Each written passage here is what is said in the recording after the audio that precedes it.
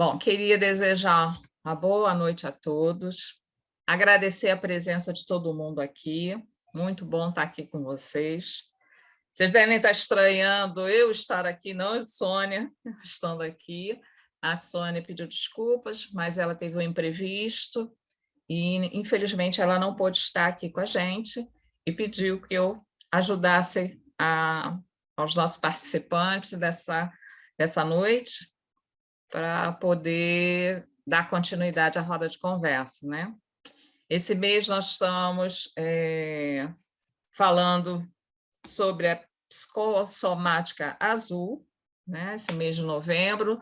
Semana retrasada nós tivemos a Histórias Familiares, que foi maravilhoso com o professor Júlio e o professor Isnar. Quem assistiu deve ter gostado. Semana passada foi feriado, então não tivemos. E hoje estamos aqui com dois palestrantes, a Duda Febroni e o Andrique Ferreira, que eles já vão se apresentar.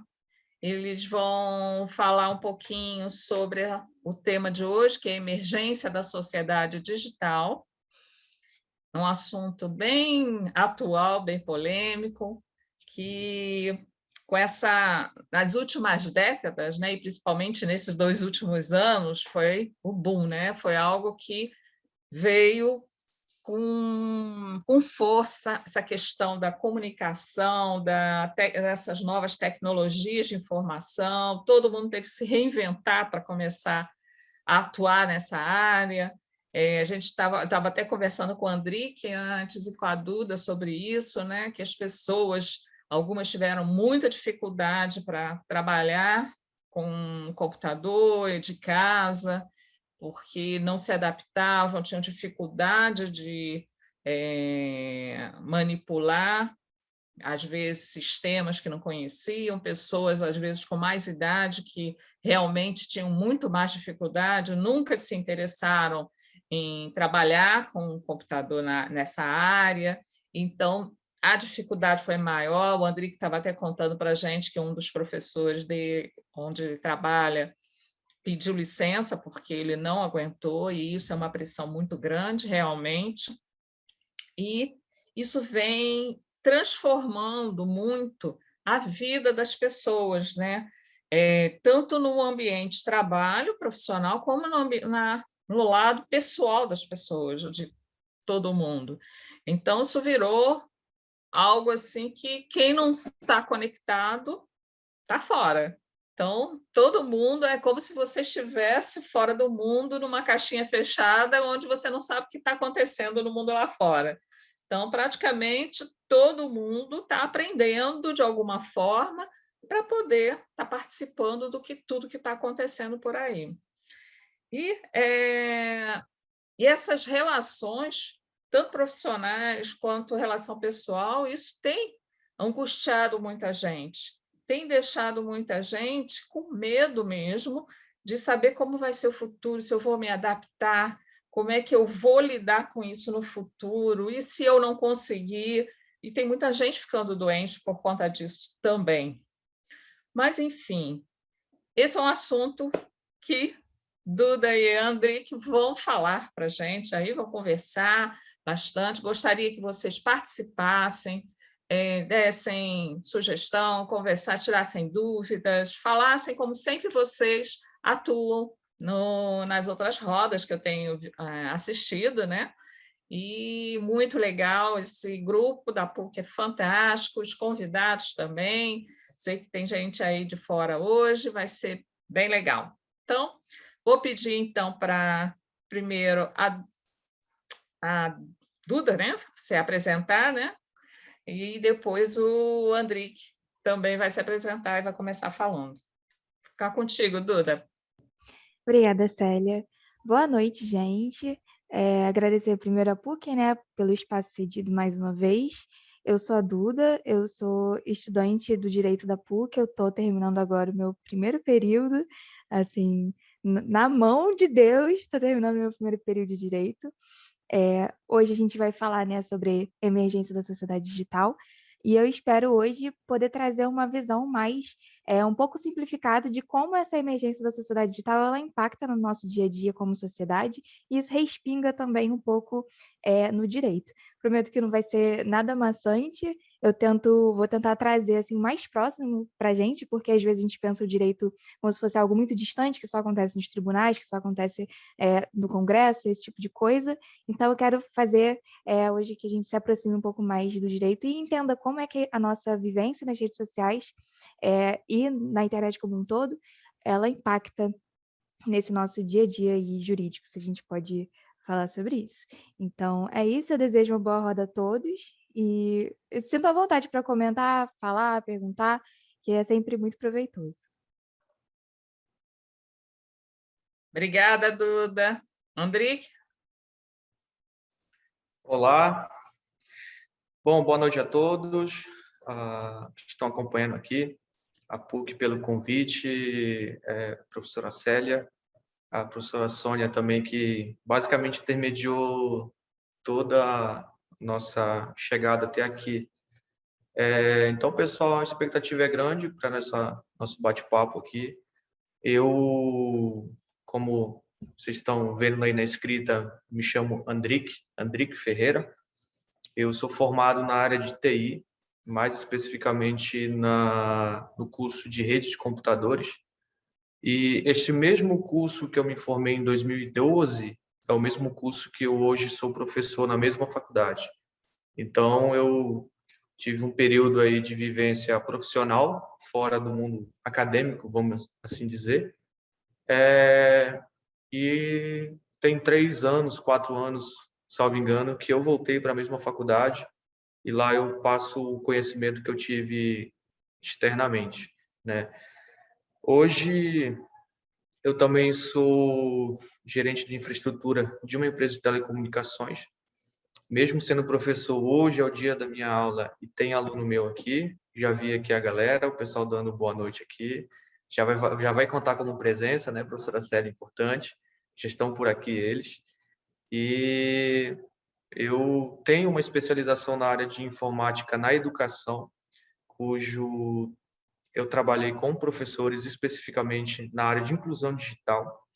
E recentemente eu concluí, né, o mestrado em propriedade intelectual e inovação.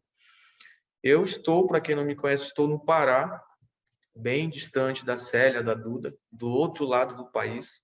Então a gente consegue passar uma visão dessa sociedade digital e acredito que uma disparidade até quanto à região centro-oeste e sul. Eu não lembro a região da professora Célia agora no momento, mas a gente vai interagir nessa, eu Sudeste. acredito, sudeste, né, professora? Nessa disparidade, até dando uma visão da região norte, onde eu estou. Então, acredito que é isso também. Eu quero desejar boa noite a quem entrou depois da minha fala. E vamos lá. Professora, é comigo? Como é que... Isso aí, André, que vai. Que bom que seus alunos estão aqui, isso é ótimo, né? Todos vão poder receber também um certificado de presença, tá? Isso é bem legal. Fica contigo, pode falar à vontade. Obrigado. Bom, gente, como eu falei no início, né, eu vou tentar passar uma visão mais prática e vivência mesmo.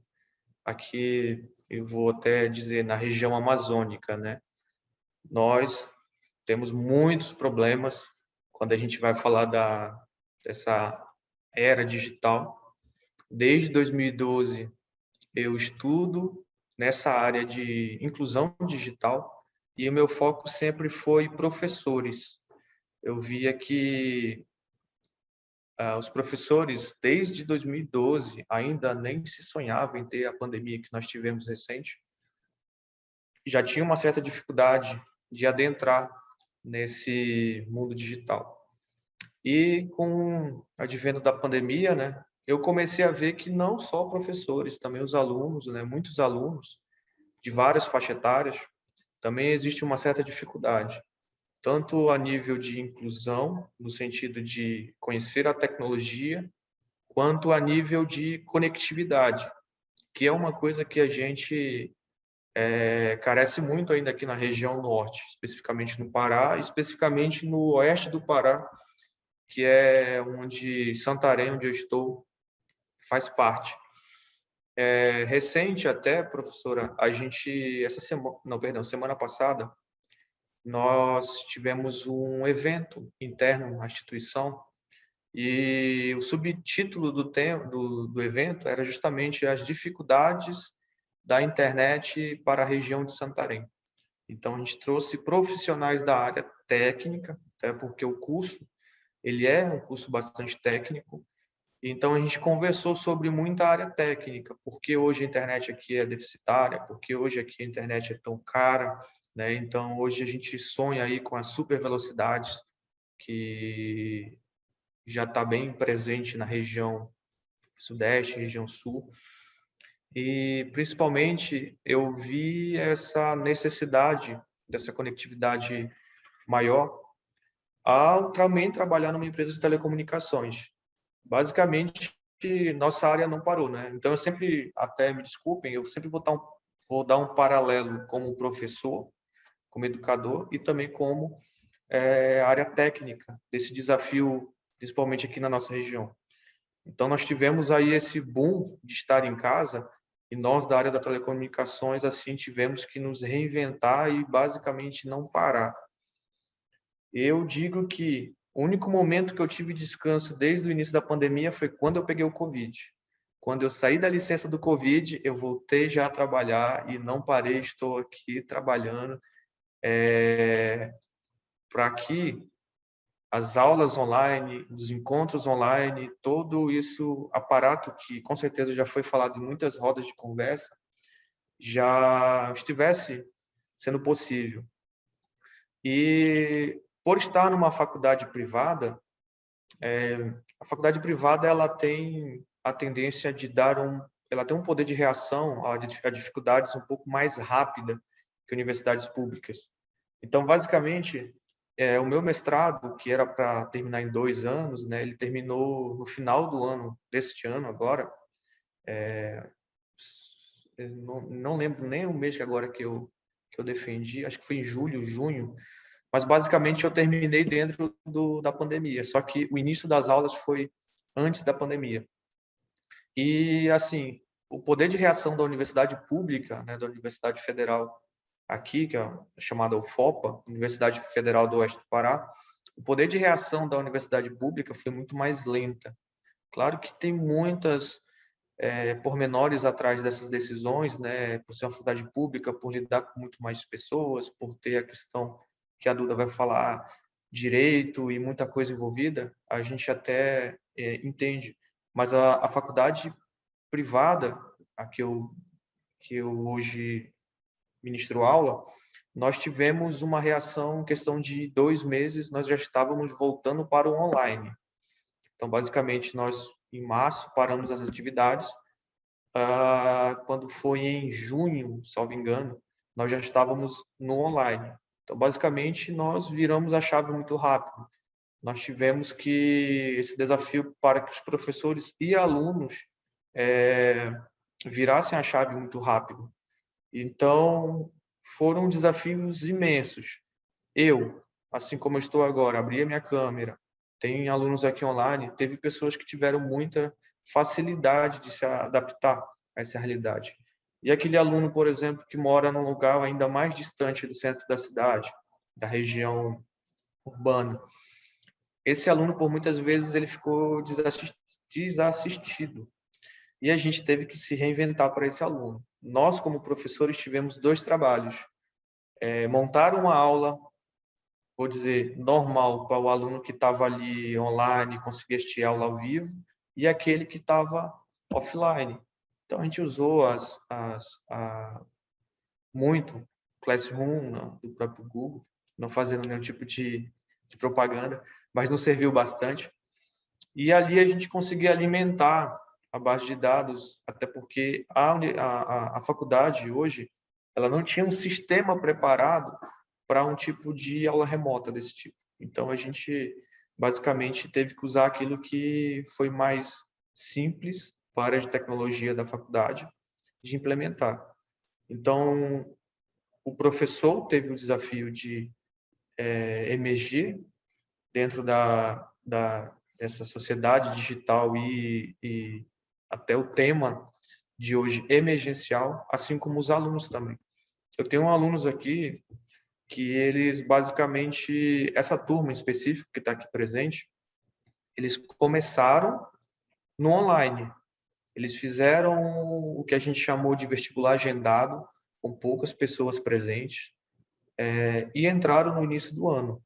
Então, basicamente, eles me conheceram presencialmente agora no final de setembro. Então, ainda existe aquela troca de nomes, que eu não consegui adaptar ainda o nome com o rosto da pessoa. Tem muita gente ainda que teve ainda o receio de voltar para o presencial. E teve turma da própria faculdade, do próprio curso que eu dou aula, que simplesmente pediram para continuar no online. Eles se adaptaram no online e quiseram ficar no online. Isso, talvez, por facilidades, eles acharam assim mais cômodo, por exemplo, fazer essa interação dessa aula. E como a gente segue portarias do Ministério da Educação, portarias da Prefeitura Municipal, a gente sempre está adaptando também a própria portaria institucional da nossa faculdade. Então, a gente tem que equilibrar bastante essas duas realidades. E, como a professora no início falou, nós tivemos 2 casos de professores que pediram um afastamento das atividades da docência, pelo menos na instituição, porque não conseguiram se adaptar a esse novo, né, essa modernidade, essa era mais digital. Por quê? Por dificuldade. Dificuldade não só de acesso, mas dificuldade mesmo de manusear a tecnologia de uma forma mais rápida. Eu vou dar um exemplo. Se, de repente, eu travo aqui, a professora Célia ela tem que dar um jeitinho, ela tem que entrar, tem que chamar a Duda, ela tem que, como a gente fala, tem que desenrolar rápido, porque é isso que exigiu que a gente se adaptasse dessa forma. Então, teve muito professor, e em específico, esses 2 professores que não conseguiram se adaptar a isso. Para reproduzir um slide para o aluno, tem aquele professor que ia lá na reprografia, já deixava um capítulo no livro lá para o aluno fazer lá a cópia. Com certeza aí no mundo do direito da Duda ainda vai acontecer muito isso ainda, que eu vejo muito professor do direito fazendo isso. Então, esse professor perdeu isso, ele estava acostumado com aquilo. Aquele professor que não conseguia encontrar um PDF, baixar um PDF, compartilhar um áudio também. Então, esses 2 professores tiveram muita dificuldade. Uma professora basicamente adiantou a aposentadoria dela, porque ela viu que da pandemia para frente vai estar esse ensino, eu vou dizer, híbrido, né? Até hoje mesmo, nós voltamos para o presencial e hoje eu coloco toda a base de conteúdo dentro lá do Classroom para que aquele aluno que faltou, aquele aluno que está com uma dificuldade maior, tenha uma base de dados que ele possa complementar o estudo dele. Eu vou dizer assim que não é 100% também a certeza, mas esse público mais jovem, ele conseguiu se adaptar mais rápido. Essa turma presente aqui comigo é uma turma relativamente jovem, todo mundo está muito inteirado.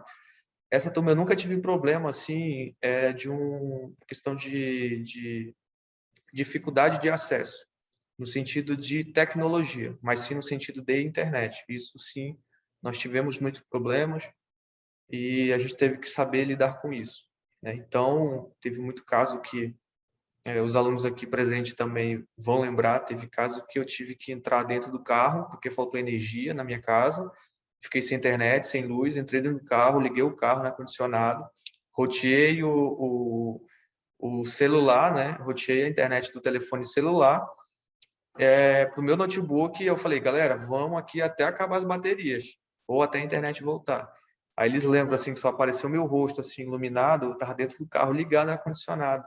foi jeito de reinventar e, como a professora Célia, os professores talvez presentes, para não deixar o aluno ansioso, né? Porque se a gente perde aquele caminho ali, né? O aluno pode ficar um pouco desmotivado e etc. Então, a gente tinha que se reinventar.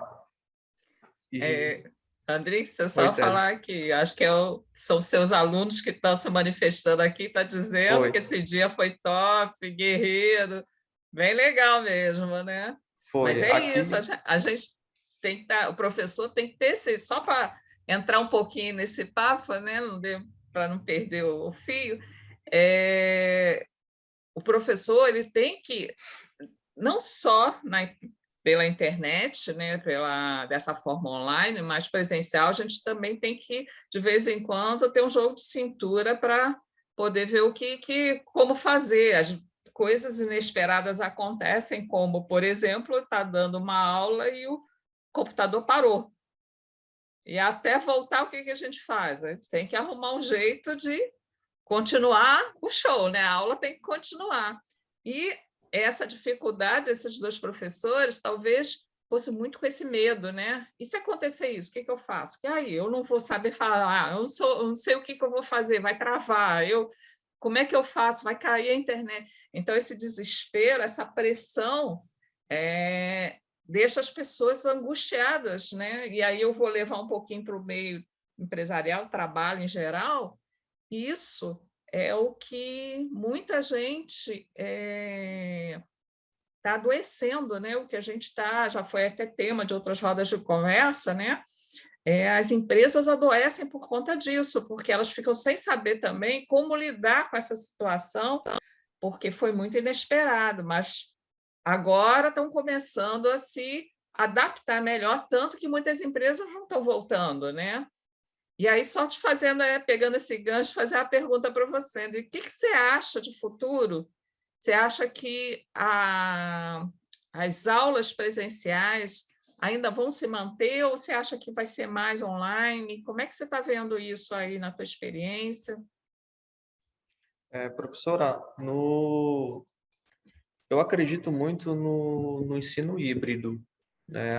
As duas realidades, principalmente hoje, o home office. O home office, na minha área, que eu atuo, ele é totalmente possível, totalmente possível. Porém, por uma questão mais estratégica da própria empresa, eles não acham tão interessante. Mas, na minha visão, eu consigo fazer tudo online. Tanto que eu saio de casa, até mesmo em horário de aula, quando eu estou aqui com os alunos, eu peço uma licencinha e falo para os próprios alunos aqui, gente, 2 minutinhos aqui, deixa eu resolver só uma situação. Aí eu vou lá, sento, resolvo alguma coisa online. Isso já acontecia antes da pandemia. E eu vi que muita coisa se acelerou com a pandemia. A gente começou a ver muito isso. Muitas empresas vendo também que é mais barato ter aquele profissional dentro de casa. Claro que aí a gente carece de estar amarrado mais na lei. Se vai existir uma economia. Eu, por exemplo, hoje, agora, estou no prédio da empresa. Eu não estou na instituição. Por achar assim que aqui é menos propenso, por exemplo, a cair a internet ou oscilar a internet. Então, eu resolvi ficar aqui, né? Deixei os alunos à vontade também para eles ficarem de casa ou também irem à instituição aqueles que teriam algum tipo de dificuldade com a internet de casa. Então, eu fiquei aqui. Mas era totalmente possível fazer esse serviço de qualquer lugar. Então, eu acredito muito nesse ensino híbrido, porque tanto os alunos aqui, exemplo, eu vou dar uma aula de revisão que não carece de algo prático, uma aula de revisão para uma prova, por exemplo. Eu posso construir uma dinâmica que eu faça toda online, que é a mesma coisa que eu faria dentro do ensino presencial. Então, esse ensino híbrido, eu acredito muito nesse sentido. Existem partes que a gente, de fato, consegue adaptar e tem locais que não. Aí você já fez a pergunta. Tem cursos, por exemplo, que eu não acredito muito que dá para levar muito para o lado EAD, lado presencial, porque carece de uma proximidade física com o aluno, prática, ele ali. Então, algumas coisas práticas estou repetindo nesse semestre com os alunos. Professor, eu lembro que o senhor tentou fazer aquilo. Tá, então vamos aqui, vamos lá, vamos abrir esse servidor aqui, eu vou mostrar para vocês como funciona de fato. Porque aquilo que eu falei no início lá da nossa conversa, eu às vezes tinha que fazer um ao vivo no meu telefone e ir mostrando para os alunos como funciona um servidor, por exemplo. Mas ali no meu telefone não dá, não tem como ver. Então eu tive que mostrar isso presencial para eles, essa parte prática. A parte teórica, no nosso curso, existem imensidão de conteúdos também na internet. Claro que o professor ele vai guiar o aluno do melhor entendimento possível, mas algumas coisas sim dá para a gente conseguir, dá para conciliar, mas tem coisas que não vai dar para conciliar. Então eu acredito que existe aí um grande desafio no pós-pandemia, pandemia 2020 para frente, que toda a sociedade ela vai ter que ser incluída, nem que seja um pouquinho, e aos poucos dentro dessa sociedade mais digital. Os meus pais, por exemplo, eram dinossauros da tecnologia até ano passado, né? E eles não são, vamos dizer assim, tão velhos. Mandar um áudio era uma dificuldade gigantesca. Meu pai, ele pedia para minha mãe me ligar porque ela não conseguia mexer no celular touch dele, né? Um presente lá de aniversário ele não sabia. Quando eu via era minha mãe me ligando, atendia era meu pai. Ô, filho, e aí, você não tem telefone não? Ah, eu não sei mexer, eu vou quebrar aquela tela. Então, aos poucos, a gente precisa ter essa paciência e também se reinventar para ensinar aqueles que têm mais dificuldades, né? E também controlar aqueles que têm muita facilidade. É um equilíbrio bem tênue, né? Eu tenho alunos muito destaque que eu consigo conversar um assunto técnico bem complexo de forma fácil, mas eu não posso ir tão rápido porque é aquele aluno. Eu tenho que nivelar com a turma toda. E eu sempre falo para todo mundo, os alunos me conhecem e falo, gente, é isso aqui, beleza? Agora eu falei com fulano. Deixa eu explicar agora de uma forma mais equilibrada. O que é isso? Aí eu começo, já até brinco, eu sou professor das analogias, eu sempre falo, lembra aquilo? Pois é, isso aqui aplica a mesma coisa.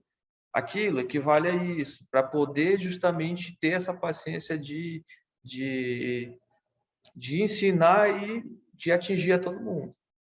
Isso é desafio dos professores, quem é educador, é desafio dos filhos com os pais, né? A gente tem aí, eu digo sempre, uma sociedade hoje em dia que ela é bem imediatista, né? Tudo é muito rápido, tudo é mesmo o momento. Não, eu preciso fazer essa compra agora, eu preciso fazer aquilo agora, tem que ser agora. Não preciso, espera só um pouquinho, não vai morrer, não vai, calma só um pouquinho.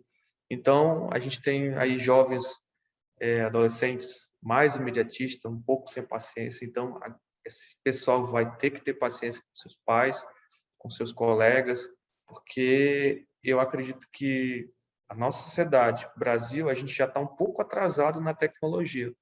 E se a gente quiser correr muita gente vai ficar para trás. Então, uma palavra que eu poderia dizer é equilíbrio. A gente vai ter que equilibrar bastante todas as realidades, não só uma, todas. É interessante isso, porque realmente é uma área. Eu sou fascinada, né? Gostaria muito de aprender mais. Eu gosto de mexer, às vezes faço um monte de besteira, mas eu gosto de conhecer um pouco mais sobre isso. Acho muito interessante. Tem muita gente com bastante idade que sempre praticou, gostava, sempre gostou e teve facilidade, né? E outros nem tanto. Então, como seu pai, né? Você falou, tem essa dificuldade, medo até de mexer, né? E aí também se abriu um nicho no mercado que são as aulas para a terceira idade, né? Como o pessoal está chamando, de informática. Então surgiram muitos cursos, muita gente foi para aprender a lidar com tecnologia, até para as coisas mais simples possível, eu via pessoal com algumas pessoas que eu conheço que estão dando aula, então, para aquelas coisas mais simples, do beabazinho, está ensinando. E a felicidade das pessoas quando conseguem entrar, quando conseguem fazer uma pesquisa na internet, é impressionante, né? Porque é um novo mundo que está se abrindo para ela, né? Então, como eu falei, as pessoas começam, se elas não estão conectadas, principalmente nesse período que foi a pandemia, elas ficavam totalmente alheias ao que estava acontecendo, né? Eu gosto muito de mexer na internet, gosto de conhecer, gosto de ler muito sobre tudo que está acontecendo, mas não sou aquela pessoa que posto muita coisa nessas redes sociais. Eu sou mais discreta quanto a isso, né? Até por medo de algumas coisas, mas eu gosto de ver as notícias, tudo o que está acontecendo. Fiz vários cursos online durante a pandemia, coisas que eu queria aprender antes, não dava, não tinha tempo. Aproveitei para fazer esses cursos, e aí que você começa a ver como tem curso gratuito na internet, né? Lógico, não são cursos para formação, não é uma coisa especializada, mas para você ter uma noção, pelo menos, do que é, palestras, seminários, tudo sobre muita coisa. Eu comecei a entender, conhecer tanto o assunto que eu desconheci, quer dizer, já tinha ouvido falar, mas não sabia exatamente do que se tratava, né? De áreas diferentes da minha, então eu achei isso muito interessante. Então, eu acho que sabendo dosar, sabendo usar, como você falou, tendo esse equilíbrio para usar, é fantástico.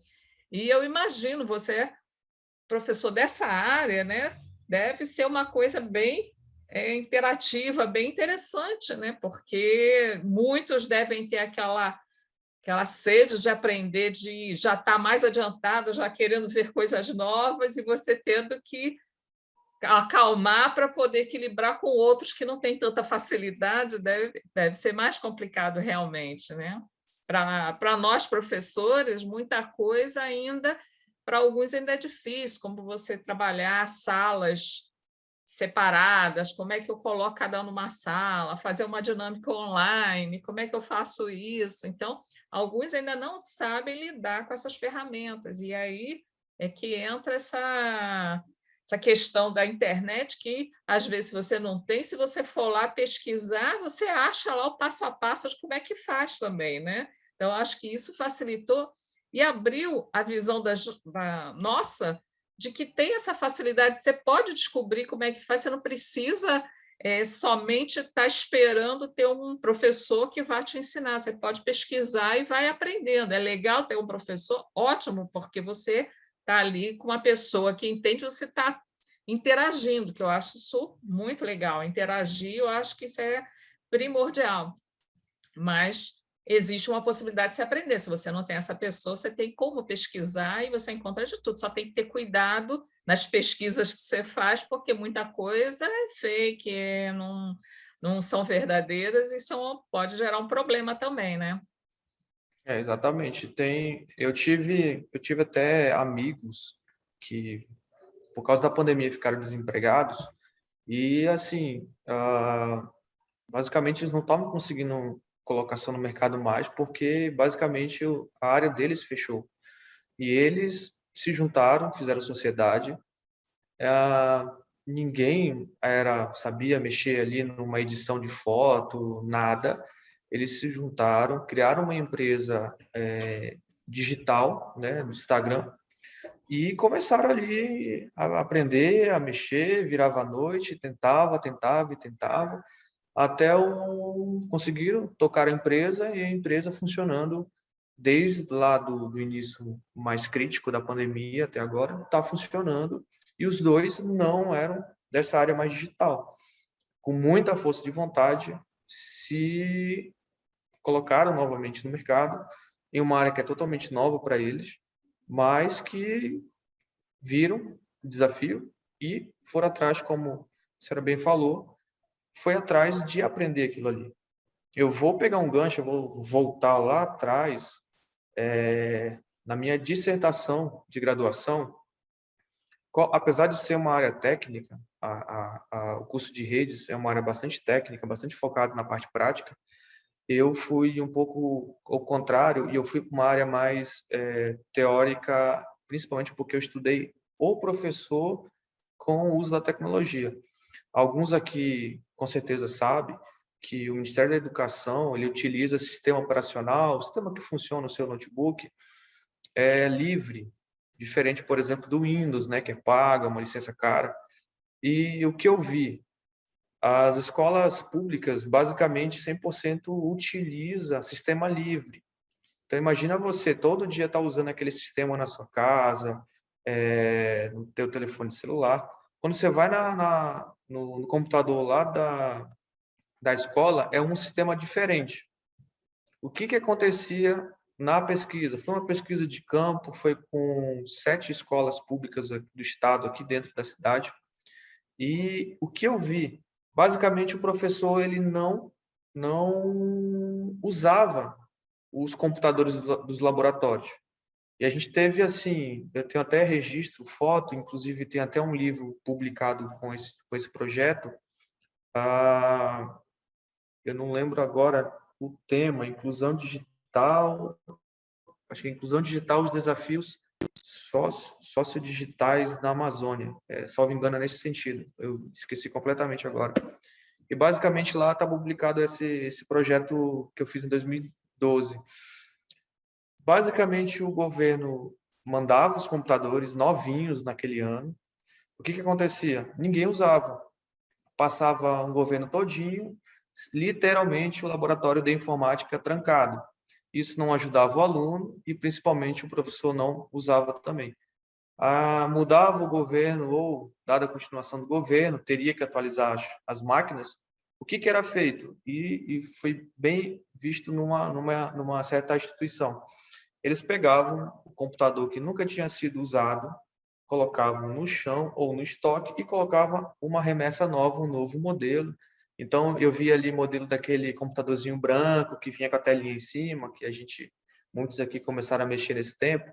Pegava, guardava no estoque e colocava o computadorzinho preto, ainda com aquele monitor grandão. Chegava um outro governo, mandava outro estoque, o que faziam? Tiravam os monitores grandões, colocavam o monitor LCD, sem nunca ter funcionado aquele laboratório. Então, o projeto foi mais ou menos nesse sentido. O que aconteceu? Estudar por que o professor não usava, desconhecimento do sistema, aí a gente entra naquilo que a senhora falou agora há pouco. Desde 2012, a gente viu muita ociosidade por parte dos professores de não aprender. E quando chega agora na pandemia, que eles vão ter que aprender de qualquer jeito, porque é aquilo que eles têm. Então, naquele momento, é um projeto que virou o meu TCC. O projeto fez que a gente, durante 2 meses, dessemos aulas especificamente para os professores daquele sistema operacional e vendo que ali, aquele Word que ele mexe no Windows lá, que ele é acostumado, tem lá no LibreOffice. É um pouquinho diferente, mas dá para dar uma aula ali dentro. Algumas ferramentas educacionais no ensino da matemática e biologia estava presente, já instalada dentro do sistema operacional Linux educacional, que é o que o governo federal criou muitos anos atrás. Até hoje ele está aí passando por várias atualizações. Só que por desconhecimento, às vezes por medo, o professor não nem ligava a máquina para tentar aprender.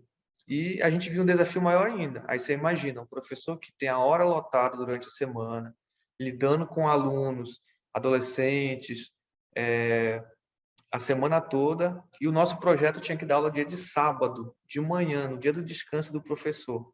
Então, numa escola com 50 professores, a gente dava aula para 20 professores. Então, a gente viu 2 mundos de realidade. Sim, o governo fazendo até o seu papel, o professor, ao mesmo tempo, alguns, claro, não tem como eu falar 100%, alguns indo atrás do conhecimento, porque estava parado ali, ele sabia que ele era tecnologia parada, e ele tinha que usar com um aluno dele, e outro era o medo de fazer alguma burrada na hora de usar aquele equipamento. E a gente viu escolas que basicamente usavam o computador, porque tinha um professor ali que resolveu se especializar, fazer que nem a professora Célia falou, atrás de um curso, especializar na área para usar. E tinha professor que basicamente, eu consegui entender esse sistema, eu vou virar monitor desse laboratório. E lá conseguia fazer aulas usando o laboratório de informática com alunos. Então, a gente sempre vai ter, novamente, uma balança. Aqueles que têm ali disponível o dispositivo, a solução tecnológica, e tem alguns que têm, mas por falta de interesse ou por uma necessidade, talvez, que não chegou, não se interessou por usufruir daquilo ali. Então, eu vi muito essa realidade. Isso foi em 2012. A especialização que eu fiz, eu terminei em 2013, eu levei ainda adiante o mesmo projeto. Existia a mesma dificuldade. Em 2019, eu reativei o projeto. A professora e todos os presentes, o laboratório está do mesmo jeito. Não foi dado continuidade, passaram-se ali direções, mas nessa escola específica, que a gente viu uma necessidade bastante gritante, morreu. Ninguém levou para frente também. Basicamente, continua da mesma forma. Então, eu não posso culpar totalmente o governo, não posso culpar totalmente os professores, eu não posso culpar totalmente os alunos. A gente tem sempre esse equilíbrio aí neste meio, né? É complicado, né? A gente sabe, eu já vi isso acontecer, você falou aí também, já passei por algumas instituições públicas fazendo consultoria e vi isso que você está falando de só trocava computador e nunca era utilizado, né?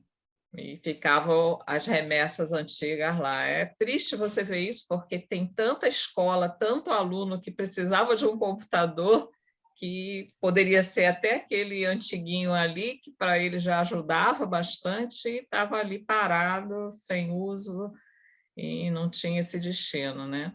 Mas essa questão do aprendizado, eu acho que também faz muito parte do querer de cada um de aprender, né? Eu acho que todo mundo tem que, mesmo que não seja da sua área, você tem que começar a entender um pouco, aprender, tentar entender para você estar conectado com as coisas. Eu sou da área de gestão de pessoas, mas, ao mesmo tempo, eu entendo um pouco de tudo que está acontecendo, logística, financeira. Eu não posso estar só preocupada com a minha área, porque a minha área envolve outras coisas. Eu tenho que, para dar resultado, eu tenho que saber de financeiro, eu tenho que saber de tecnologia. Teve um período no escritório de advocacia que eu fui gestora geral do escritório, eu tinha também funcionários, eu tinha a área de tecnologia sob minha responsabilidade. Então, eu tive que ir lá aprender com o pessoal, entender como é que funcionavam as coisas, para eu poder trabalhar junto com eles e administrar isso. Então, acho que tudo... se fosse outra pessoa falar, eu não entendo nada disso, minha área são pessoas, eu não vou fazer nada, não vou me inteirar, não quero saber. Não posso, tem que entender. Logística faz parte, tudo faz parte. Então, hoje, por exemplo, há pouco tempo que eu fui assistir uma...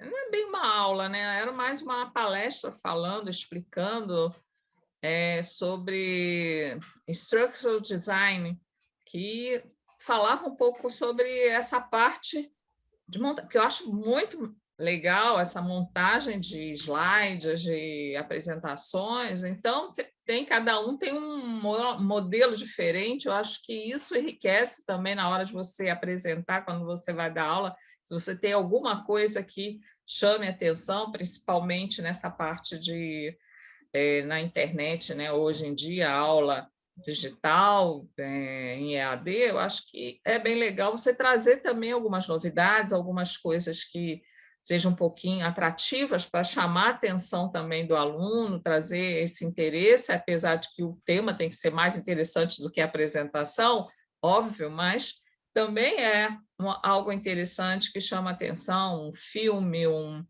alguma coisa que vá complementar o que você está falando, né? Porque numa aula normal você pode fazer uma dinâmica de grupo, que é a prática do que você está colocando de uma forma mais concreta o que você está falando e quebra um pouco essa teoria cansativa muitas vezes. Então, é legal você dosar tudo isso.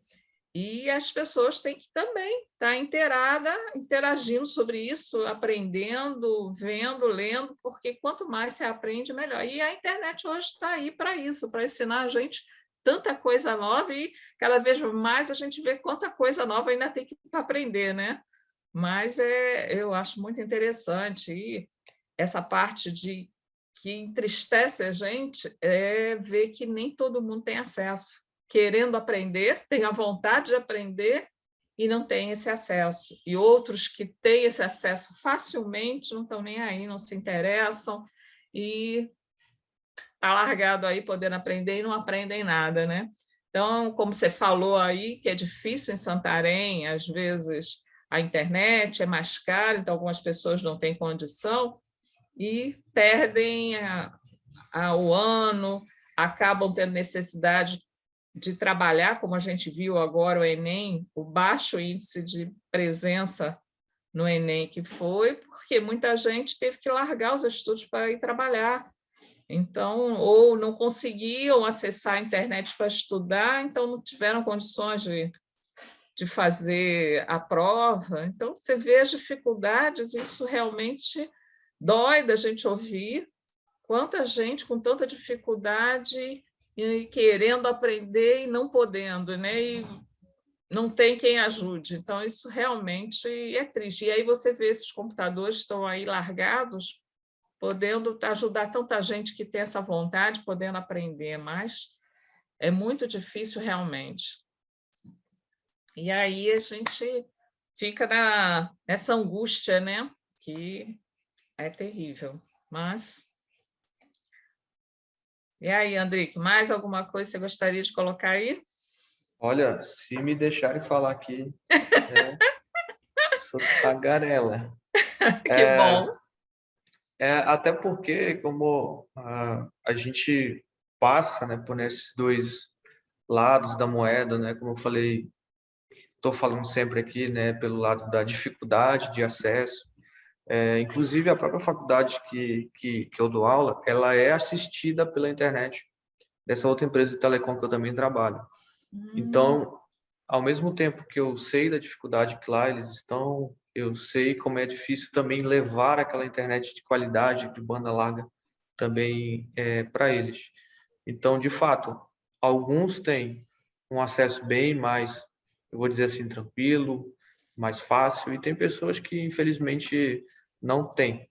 E, geralmente, quem não tem é aquela que mais corre atrás de aprender, né? De aprender, porque eu não tenho. Se surgiu uma oportunidade ali, eu vou sugar, vou sugar, vou sugar, vou sugar, né? Então, hoje, por exemplo, a gente voltou, como eu falei, para o presencial, mas a gente ainda continua com conteúdo que não é presencial, para que aquele aluno que precisa daquela revisão para a prova, ele tenha ali todo aquele conteúdo disponível.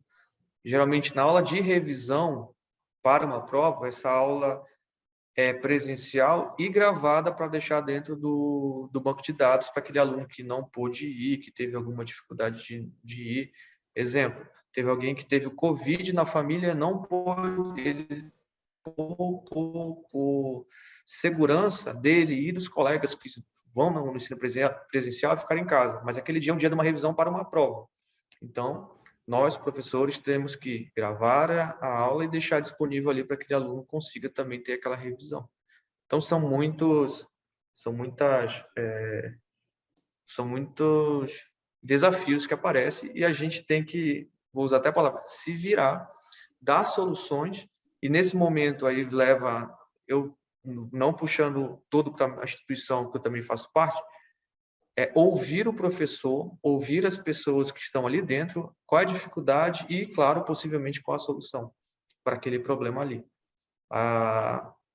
Os alunos que estão aqui, por exemplo, nós tivemos agora, sábado, um evento de garagem, só para ter uma ideia. Como a gente veio do mundo da tecnologia, a gente tem grandes players aí, empresas que começaram dentro de garagem, nós tivemos uma ideia, assim, conversa entre professores, alunos rapidinho, aí acho que dá certo. O que a gente fez? Só para contextualizar todos aqui. Nós criamos um evento dentro da garagem até do próprio coordenador do curso, né? Claro, tudo respeitando distanciamento, segurança, na garagem, e chamamos vários profissionais da área tecnológica, pessoas de banco de dados, pessoas que trabalham em telecomunicações, pessoas que trabalham com segurança de dados, da área técnica. E foi um bate-papo descontraído, fora da faculdade, e a gente viu que, dessa forma, a gente conseguiu também tirar esse peso, aquela problemática, eu estou com problema de internet, eu não consigo ir na aula, aquele negócio de entre quatro paredes da instituição, uma conversa informal. E deu super certo. Eles estão aqui, com certeza, e eles, claro, o feedback que nos passaram foi super positivo, né? A gente sai daquele mundão paredezona branca, quadro, televisão ali, o slide passando. Claro que isso, antes da pandemia, também acontecia, mas a gente tem voltado aos poucos, porque, como eu falei, eles não passaram por isso. Eles entraram na faculdade antes da pandemia. Então, a gente tem que voltar aos poucos e, claro, reinventando. Aquilo que eu vi quando eu me formei já não funciona mais. E o legal é que a faculdade, a direção da faculdade, deixou agora esse semestre uma liberdade para que nosso colegiado, né, a gente consiga reinventar o nosso próprio curso. Deixou aberto que a gente pode atualizar uma grade curricular. Então, aquela coisa engessada pode ser já mudado. Eu vou falar mais de empreendedorismo, eu vou ensinar dentro de uma aula ali como um aluno cria uma MEI, por exemplo, para ele poder sair daquela quatro paredes, daquilo que é muito comum. Então, a gente tem pensado muito nisso, né? A gente tem feito várias reuniões mensais pensando nisso. Vamos colocar aqui inteligência artificial dentro do curso, energias renováveis, coisa que a gente não tem dentro do curso que a gente faz parte, mas que basicamente está presente agora no mundo e está presente nos grandes centros e está virando... A gente tem que virar a chave junto. Então, a gente não pode se atrasar mais. Então, assim, passa por realmente uma reinvenção muito grande, como a senhora falou também. Claro, isso é perfeito. Eu acho que não pode ser dentro da caixinha só daquilo e como se não tivesse nada mais acontecendo. Eu acho que essas questões que se interligam de alguma forma, lógico, elas têm que aparecer, têm que surgir, né? Normalmente você vai vendo um meio importante que o cara quer ser empreendedor, como é que eu faço, o que é? Isso aí é perfeito. Então, acho que essa facilidade que a instituição deu aí para vocês atualizar, porque principalmente na tua área, né? O que é hoje, amanhã já não é mais, né? Então tem que estar constantemente se atualizando, porque senão você está ultrapassado o tempo todo. Você vai falar daqui a pouco do computador, que era aquele que tinha brinquedinho de come-come andando na telinha, né? Não tem como, tem que se atualizar mesmo. Poxa, legal isso, eu gostei. Bem interessante. E essa atividade que você fez também de garagem, uma sacada bem legal também, né? Isso, depois eles podem dar o feedback deles aqui, mas foi bastante proveitoso ali. A gente tinha até representante da associação comercial aqui no meio, querendo colocar já os empresários aqui dentro mesmo, dentro do evento, na verdade. Porque não só a internet, eles aqui presentes, eles precisam de campo para atuar quando se formarem. Eu, dentro de um provedor de internet, Eu vejo a necessidade que tem, por exemplo, hoje, principalmente com a pandemia, de uma empresa se estruturar. Aí, às vezes, minha internet está ruim. Às vezes não era a internet, às vezes era a infraestrutura interna daquela empresa, daquela casa, daquele aluno. Então, hoje a gente foca muito em soluções. Basicamente, foi o que a gente visualizou dentro da pandemia, dentro do online, que a gente foque mais na parte de resolução de problema. Vai entender, sim, a parte de arquitetura, como é que vai funcionar aquela rede, como é que funciona aquilo, mas principalmente, isso aqui é o teórico, legal, estudem, porque vocês vão precisar em algum momento, dependendo do qual linha de pesquisa, linha profissional você vai seguir. Mas vamos lá, aconteceu isso no dia, o que eu vou resolver? Como é que eu vou resolver? Vamos aprender a resolver aquilo ali. Então, isso aí é uma urgência que eu vi muito, e a gente conversou muito nesse bate-papo, e o representante da associação que estava lá, ele também vê nessa necessidade, que muitas empresas até têm ficado para trás porque não têm virado essa chave para a sociedade digital, e principalmente para uma empresa totalmente digital. Então, assim, é uma urgência de fato, é uma emergência de fato, e a gente tem esse desafio de formar estes alunos, os alunos, na área da tecnologia para resolver problemas. Resolver problemas. O livro que era de 2005, que foi criado, é um livro que eu não consigo mais acompanhar aquele livro na aula deles. Não dá de usar mais. Eu tenho que pegar livro 2018, eu tenho que pegar algum fórum, algum evento, e para poder eles, é assim, vamos resolver esse problema dessa forma. Não tem como virar mundo. Então, a gente tem que realmente, é uma necessidade muito grande a nível de sociedade, e a gente, na área tecnológica, também se cobra bastante, porque a gente tem que trazer todo mundo também junto. Ninguém solta a mão de ninguém, todo mundo tem que vir junto. Com certeza. A Natália colocou aqui que está aguardando o próximo evento. Natália curtiu, né, Natália? Que bom, né? Isso é legal. E eu vejo que mudou também a mentalidade do profissional da área de informática, de TI, né? Que antigamente eu lembro muito que eles sempre colocavam qual o problema que está no. A gente chamava o pessoal, qual o problema que tem no computador, e eles brincavam muito, tá entre a tela e a cadeira, né? E... Maldade. Maldade, né? Mas isso, hoje em dia, eu vejo que mudou, porque o que eu falava para eles o tempo inteiro, me ensina como é que eu faço para resolver, porque eu não preciso te chamar de novo, você vai estar preocupado com outra coisa mais importante. Porque às vezes era uma besteira que estava travando alguma coisa ali, e eles vinham e não explicavam. Ele pegava, sentava rapidinho e fazia. Eu falei, gente, me explica como é que eu resolvi isso, que eu não preciso ficar te chamando toda hora, né? Mas aí era o teu pontinho, que eu acho que o pessoal tinha muito esse medo de passar informação, de ensinar e depois não precisar deles. E hoje isso já está mais tranquilo, as pessoas já estão entrando, né, no Google, já procuram, já descobrem até como resolve o problema sem nem chamar, não precisa nem chamar. E às vezes até por telefone a pessoa lá da área já explica, né? Não, faz isso assim, assado, o famoso Alt Del, Alt Ctrl Del. Alt Ctrl Ctrl Del. Alt, Ctrl Alt Del, na verdade. Pois é, então a gente vai resolvendo também. Eu acho que tem que ser uma o parceria. acesso remoto, né? O acesso remoto também, Isso ajuda muito. Ele ajuda muito. Então, às vezes a gente tinha que ir na casa da empresa de alguém resolver um problema. Hoje em dia entra no Google, digita isso. A primeira link que vai aparecer, clica, aí vai baixar.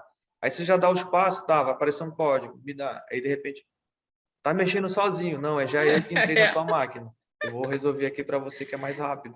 Então tem muita empresa que hoje em dia já não gasta mais dinheiro para ir lá o que dá para empresa, resolver dessa forma. Dá para resolver remoto. Com e certeza. A gente começa a ter alguns problemas também, porque assim, exemplo, aquele empresário não vê mais o rapaz indo lá. Mas espera aí, então ele não está resolvendo. Eu vou demitir ele, vou excluir meu contrato com ele, porque ele não está fazendo mais o que eu tô. Não, espera aí, uma hora você vai precisar.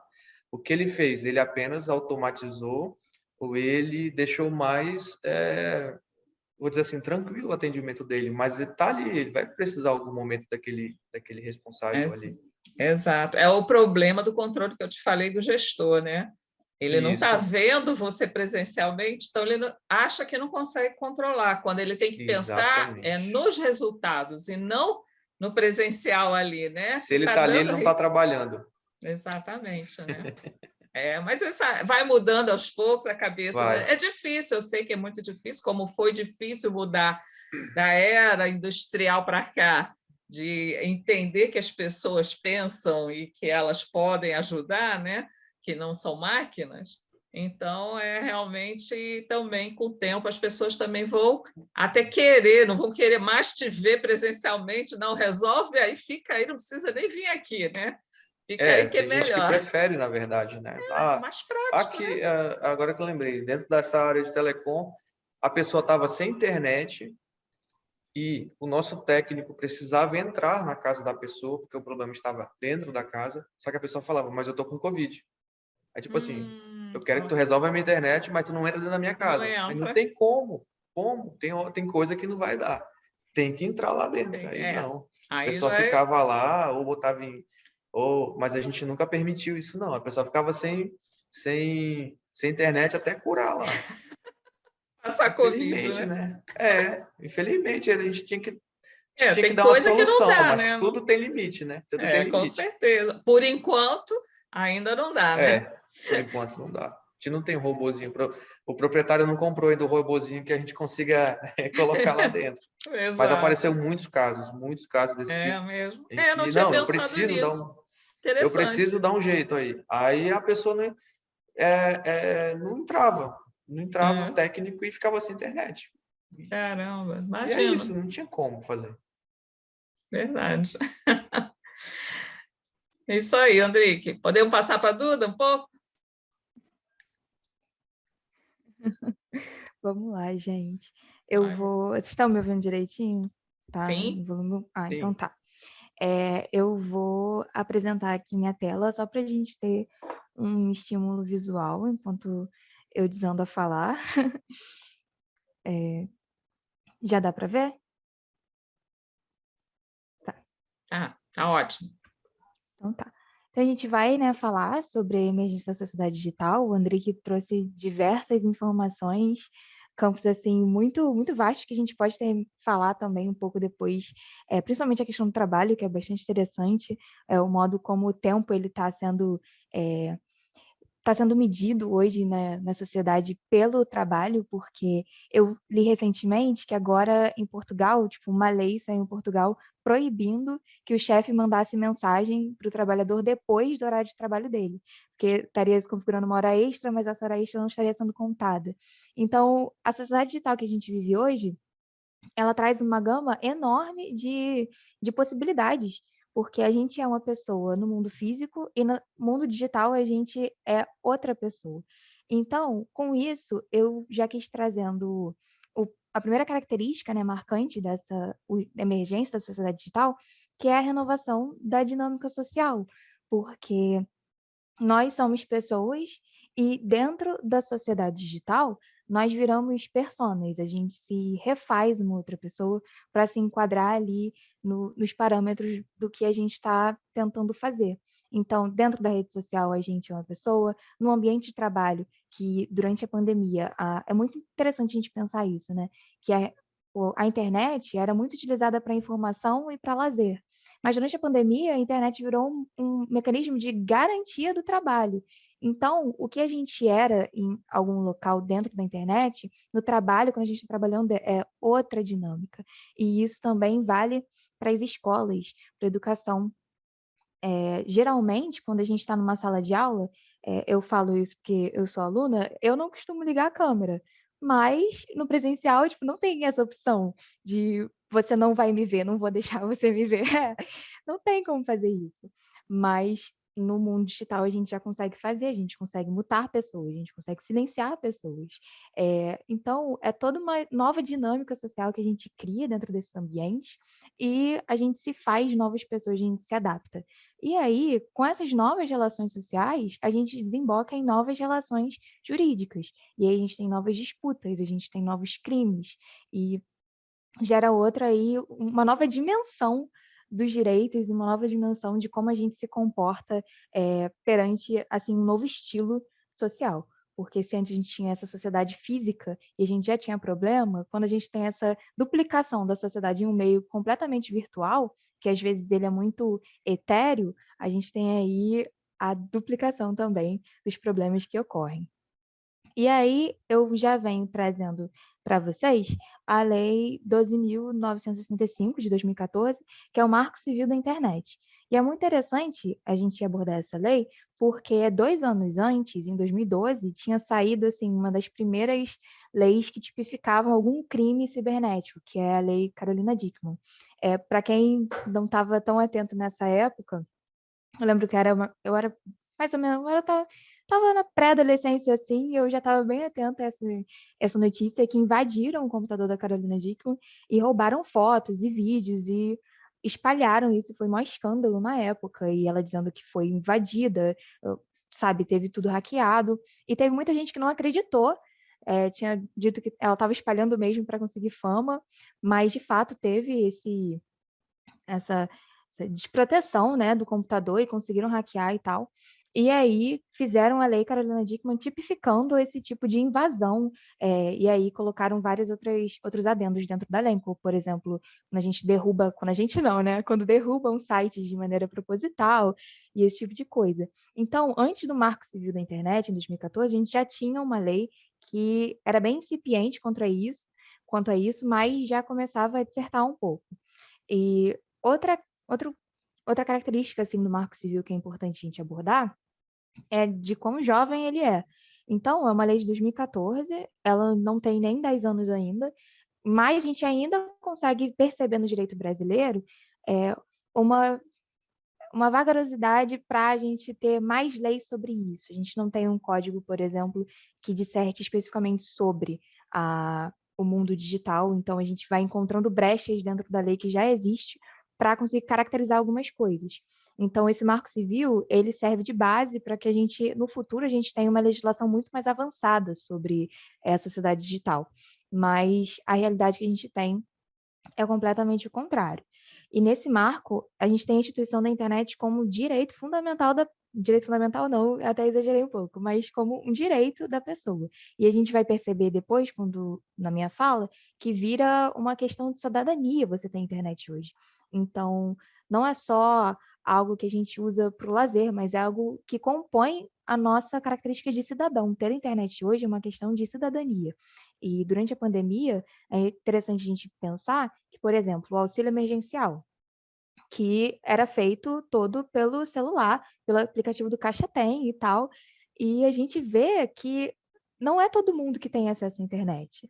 E a garantia da internet como parte da nossa cidadania é importante para que esse tipo de situação, por exemplo, do auxílio emergencial, que teve todo um problema relacionado, muita gente teve problema com a própria tecnologia, sei lá, o sistema da Caixa não conseguia dar vazão, acho que o Andrique pode explicar isso melhor para a gente, só que a gente teve toda essa questão envolvendo o acesso da internet e a própria estrutura que não deu certo. Então, a gente tem esse marco civil da internet falando que a internet é um direito. E aí está no artigo 4º, que é um direito de acesso a todos. Só que aí, né, na lei é muito bonito, só que a realidade ela vai na contramão disso. Então, eu trouxe um dado do IBGE, que é um dado de 2019, que foi divulgado, né, ano passado, dizendo que 80% dos brasileiros possuem acesso à internet. E quando a gente olha esse número cheio, né, 80%, a gente pode até ficar feliz no primeiro momento, tipo, caramba, quase 100% do Brasil, a gente está falando de, sei lá, 200 milhões de pessoas, pode ter 80% ali tem acesso à internet.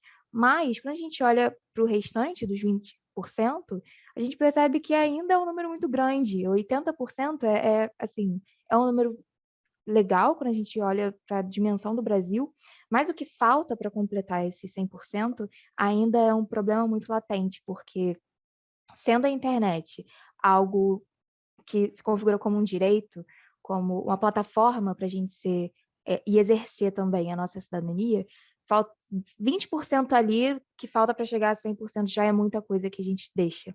Então, eu trouxe alguns dados também sobre isso, dizendo que 45% dos que não possuem acesso à internet, desses 20%, eles alegam que não têm acesso devido ao preço do serviço. E quando a gente começa a precificar esse tipo de coisa, quando a gente precifica, por exemplo, a internet hoje é vista como um direito, a gente está precificando um direito. E isso é insano, sabe? Porque a gente está vivendo num país que as pessoas estão fazendo fila para pegar a carcaça de animal. E estão colocando, tem dono de açougue que está colocando preço sobre esse tipo de carcaça.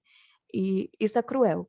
Mas quando a gente pensa que a internet, que é algo que a gente está usando agora, tem pessoas que não usam devido ao preço do serviço, é uma outra realidade que a gente consegue atingir, sabe?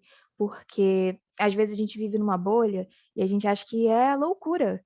Como assim tem gente que não tem acesso à internet? E como assim as pessoas não têm acesso à internet por conta do preço do serviço?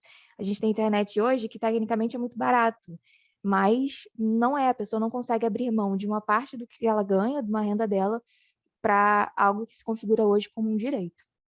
E aí eu trouxe outra porcentagem, que é 37% dos que não possuem acesso à internet não possuem meio de acesso. Então não possui um celular, um tablet, um computador, e às vezes não possui, por exemplo, um local que possa ser feito esse acesso. Tipo, aqui na zona urbana, né, a gente tinha muito mais anos atrás, as lan houses. Hoje nem tanto mais, porque está todo mundo com seu computador em casa.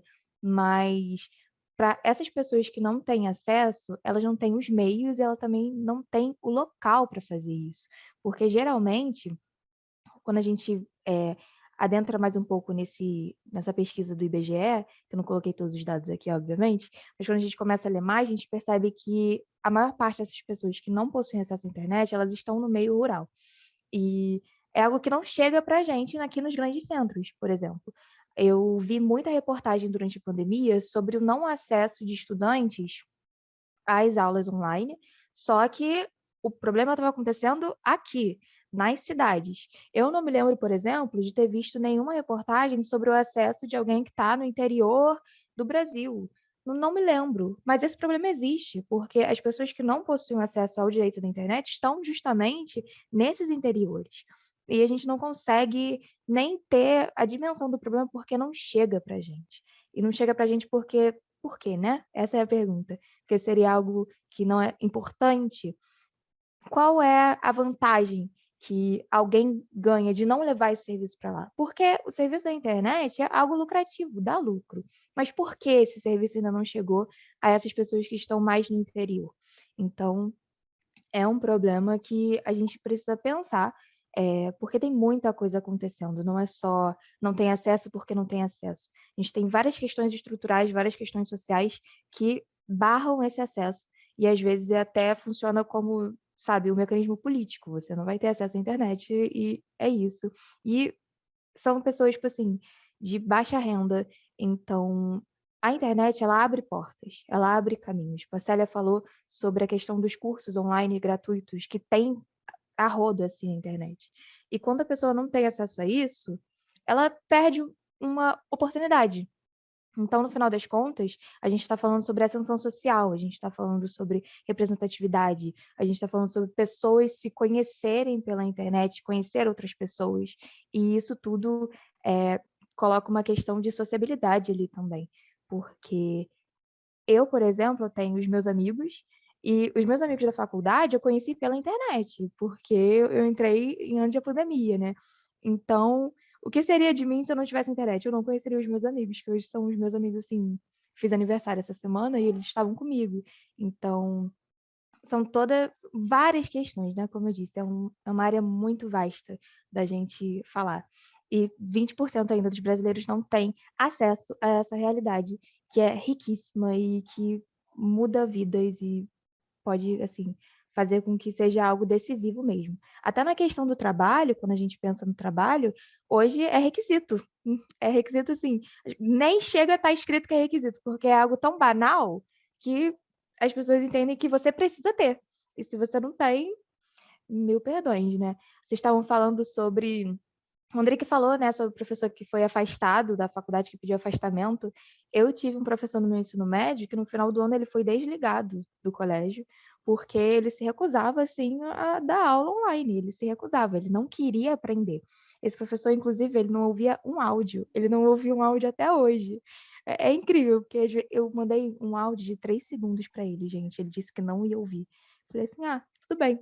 Vou fazer alguma coisa? Não posso fazer nada. Mas esses contrastes, né? Porque a gente acabou de falar de gente que não tem acesso, que não pode pagar por isso, que não tem nem o meio de acessar, e por outro lado, a gente tem pessoas que estão sendo desligadas do trabalho porque não querem se adaptar. E tem essa comodidade de não querer se adaptar, né? Não tem aquela necessidade de, eu preciso disso. Não, não. Eu vivo bem sem, então é engraçado como o mundo funciona, né? No Deixa eu te... mínimo curioso. Duda, posso te interromper um instantinho? Por favor. Quando você falou aí que virou um requisito você ter, né? Uhum. Nós da área de gestão de pessoas, a gente brinca dizendo que qualquer dia uma das competências que vai ser necessária ter no currículo mais importante é você ter uma banda larga eficiente. Então, porque senão você não vai trabalhar de casa, né? Então tem que ter, a primeira coisa é ter uma banda larga eficiente, né? Nossa, isso é uma parada que pega, porque às vezes a internet é boa, só que, por exemplo, aqui onde eu moro, tem assim, um vento muito forte e a internet para, e é vento, sabe? E eu não entendo como a minha internet para, porque tá ventando muito forte, mas para. E, Aí e o é André isso. que pode responder, né? Ó, o Júlio disse que acha que conhece esse professor que você falou aí. Será, Júlio? Será? Ai, que climão. Não dedure, hein? Mas vai lá, continua. Então, passando, né, sobre essa parte do não acesso, a gente, como eu disse, a gente tem a internet como considerado como um exercício da cidadania e está tipificado ali no artigo 7 do Marco Civil, bem falando sobre que, como é o exercício da cidadania, a gente tem os direitos assegurados para isso. Então, a gente tem o inciso 1, que fala justamente da inviolabilidade da inviolabilidade da intimidade. Meu Deus, que palavrão. Justamente quando a gente volta, por exemplo, no assunto da Carolina Dickmann, que ela não foi a primeira e também não foi a última. A gente já viu vazamento de fotos de vários artistas. Então, isso continua, é algo recorrente. E se é algo recorrente, quer dizer que alguma coisa está falhando para que seja recorrente. Porque a gente já tem uma lei falando que não pode, sabe? Colocando como crime, inclusive. Então, se o fato volta a acontecer, a gente tem um problema ou no seio da sociedade, que está fazendo com que pessoas desse tipo continuem a se proliferarem. Então, a gente tem, por exemplo, um problema de educação, ou muito pelo contrário, a gente não tem um problema, a gente tem algo que pode ser um privilégio. Porque o que você ganha vazando uma foto de alguém, por exemplo? O que você consegue, que lucro gera isso para você? E não só lucro financeiro, que retorno você tem com isso? Então, a gente pode ter um problema, mas como a gente pode também ter uma porta, uma janela para que esse tipo de coisa continue a acontecer. Então, a gente também tem a proteção do sigilo, né, de comunicação pela internet, salvo casos de que precisa ser quebrado esse sigilo. Sigilo de comunicação, informação privada. Nesse caso, é muito interessante lembrar que esse ano começou a vigorar a lei de proteção de dados, porque, se não me engano, ano passado foi vazado dados de todos os brasileiros. Eu lembro que eu fui ver, né, se meu dado tinha sido vazado. Eu achei, tinha sido vazado. Então, a partir desse ano, a gente teve a Lei Geral de Proteção de Dados, que fala justamente de como as empresas elas podem gerir os dados que elas coletam. Porque Por exemplo, quando a gente liga o nosso GPS no celular, a gente não está dando só a informação da nossa localização. A gente está dando a informação de como, por exemplo, a velocidade média que a gente chega em algum lugar. E isso vai ser usado para fazer outras contas de quanto tempo uma pessoa pode ir andando do mesmo lugar que eu estou a outro lugar que ela quer ir. Então, é tudo muito interligado. A gente não está dando nunca só uma informação. A gente está dando sempre uma gama, assim, detalhes e detalhes e detalhes que fazem da nossa vida exposta a todo momento, só pela gente estar usando o celular. E as pessoas não têm o discernimento disso, mas as empresas têm. Então, a gente precisa de uma lei para garantir a nossa proteção dos dados, de como esses dados serão usados ou serão vendidos, porque isso ocorre também. As empresas vendem nossos dados. Então, esse ano a gente também tem essa questão da lei de proteção de dados. E é mais um passo que o direito avança para garantir que essa sociedade digital ela se torne uma sociedade segura, ou mais perto disso possível. Aí também a gente tem, no artigo 8º, a garantia da liberdade de expressão em condição para pleno exercício do direito ao uso da internet, que eu acho que é o ponto fundamental, assim, que eu quis trazer, porque a liberdade de expressão é um tema muito vasto de se falar, gera vários debates sobre, pessoas tomam partidos de todos os lados, e é algo que está muito em voga na internet, é a liberdade de expressão. Porque, como eu disse no começo, nós não somos só pessoas nesse meio, nós viramos personas também. Então, tem coisas que eu faria no mundo real, mas não faria na internet. E tem coisas ao contrário também, que eu faria na internet e eu não faço no mundo real. Então, como a gente vai medir isso? Até, por exemplo, quando a gente pensa na aplicação da lei quanto a um crime, como é que a gente vai medir isso? Porque se fosse no mundo real, a pessoa não faria. É o caso, por exemplo, dos haters, né? Que são as pessoas que chegam para jogar ódio gratuito mesmo na internet, em alguma personalidade, ou simplesmente jogam ódio gratuito.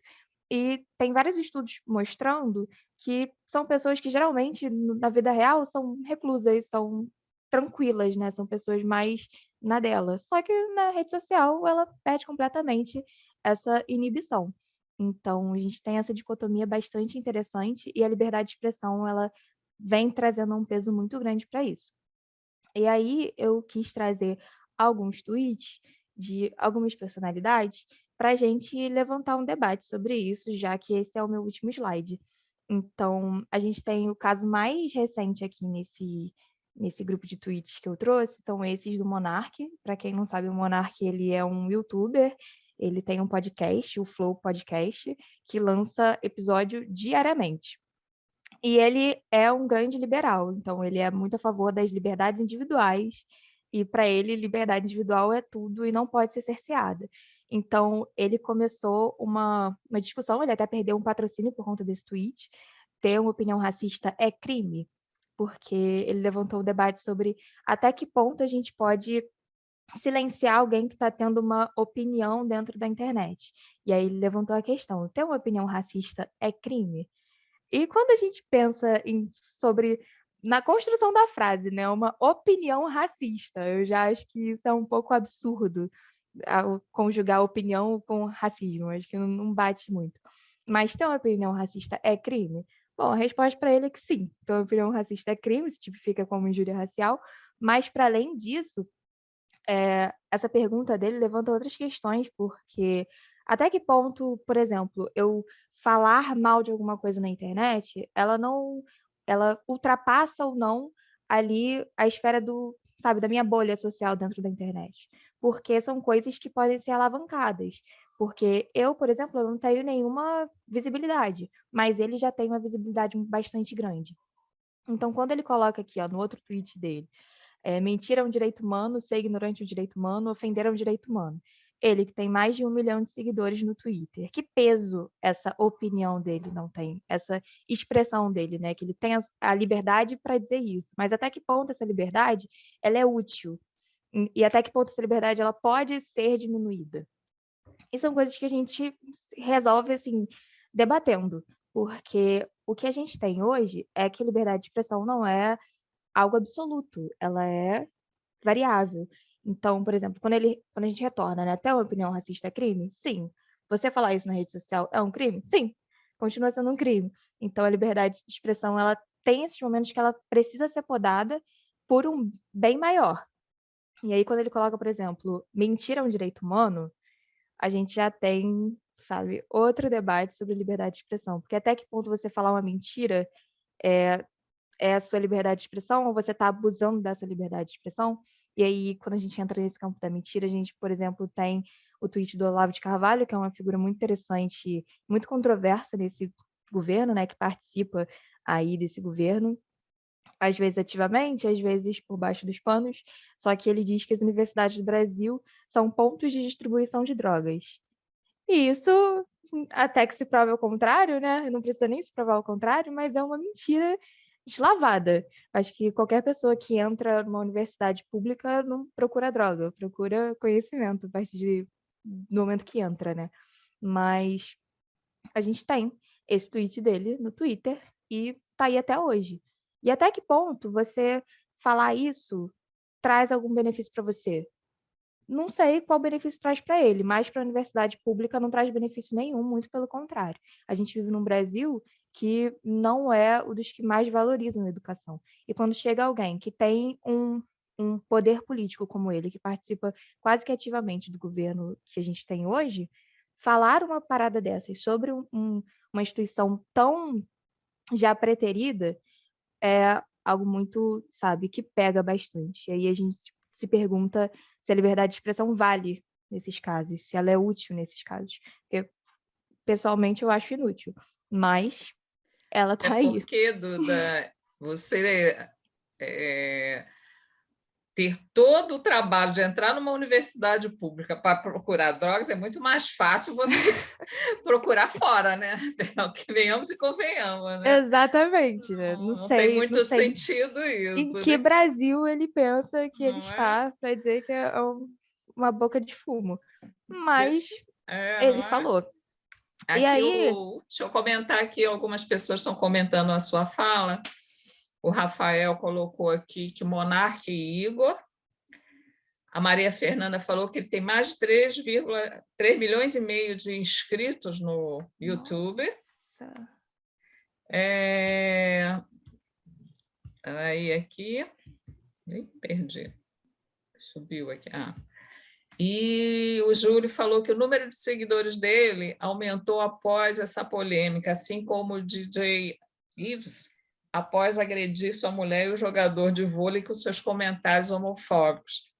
É, é o que você falou, né? Até que ponto essas pessoas falam isso para agredir alguém, para ganhar seguidores, e pior de tudo, essas pessoas seguirem essas pessoas que falam esse tipo de comentário, né? Absurdos, né?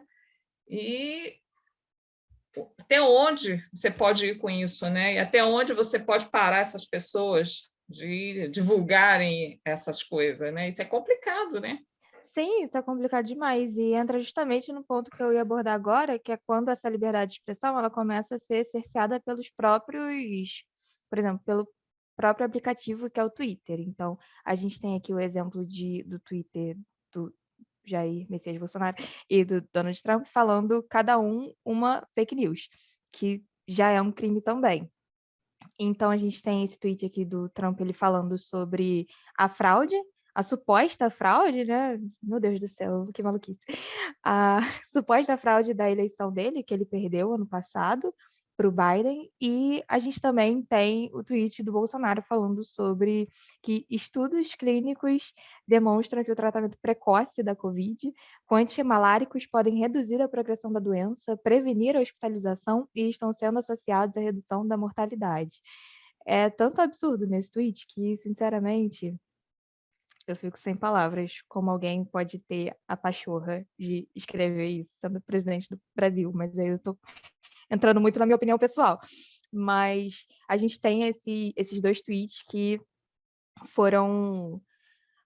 violaram, no caso, as regras do Twitter, e aí o Twitter deu, por exemplo, é porque quando as pessoas têm engajamento, né, o engajamento ele faz com que aquele tweet ou aquela foto, enfim, o que você publique chegue para mais pessoas, mesmo que aquelas pessoas que estão recebendo aquele conteúdo não siga diretamente a pessoa. Então, quando vai contra as regras do Twitter, esse tipo de engajamento ele meio que dá uma travada, ele fica mais ali para as pessoas que seguem mesmo, enfim, tenta diminuir um pouco o estrago que pode ser feito, porque, né, uma mentira, ela voa mais rápido que uma verdade, então violou aí as diretrizes do Twitter. E no caso do Trump, o Trump ele perdeu a conta dele de Twitter, se eu não me engano, ele não tem mais acesso, ele foi permanentemente banido do Twitter, o que levantou mais um debate sobre se era razoável ter feito isso. Sinceramente, a gente tem a empresa Twitter e a gente tem a personalidade, as personalidades dentro da empresa Twitter, né? E quando a gente bota a responsabilidade de uma fala, por exemplo, igual a do Trump, que é uma pessoa assim extremamente influente na economia, nas coisas, na política, e quando a gente tem essa fala dele falando sobre uma fraude no sistema eleitoral do país, que se julga ser o mais democrático do mundo, quando a gente bota essa democracia em xeque, a gente tem aí uma coisa muito grande acontecendo. Tanto é que a gente teve os ataques em Washington e tal. Então, seria razoável banir permanentemente? Bom, isso é uma questão para o Twitter resolver, mas que às vezes é necessário que essa liberdade de expressão ela seja podada desde a raiz, é necessário, porque a gente nunca tem dentro da internet uma opinião só nossa, uma opinião que só vai afetar só a gente. Não, isso não acontece. A gente tem um poder de alcance muito grande. Então, às vezes, uma pessoa posta alguma coisa que pensa que nem, sabe, não vai fazer nada, só que aquilo ganha uma proporção gigantesca, e aí as pessoas começam a falar, começam a comentar, e está feito, sabe? Então, óbvio que a gente precisa usar do bom senso, mas que esses discursos, eles precisam ser podados, eles precisam ser podados. E, por último, eu trouxe também o tweet do Elon Musk falando que o pânico, né, gerado pelo coronavírus era algo ridículo, e o Elon Musk é simplesmente a pessoa mais rica do mundo, e ele estava falando que era ridículo o pânico do coronavírus. E aí a gente tem justamente a questão da liberdade de expressão.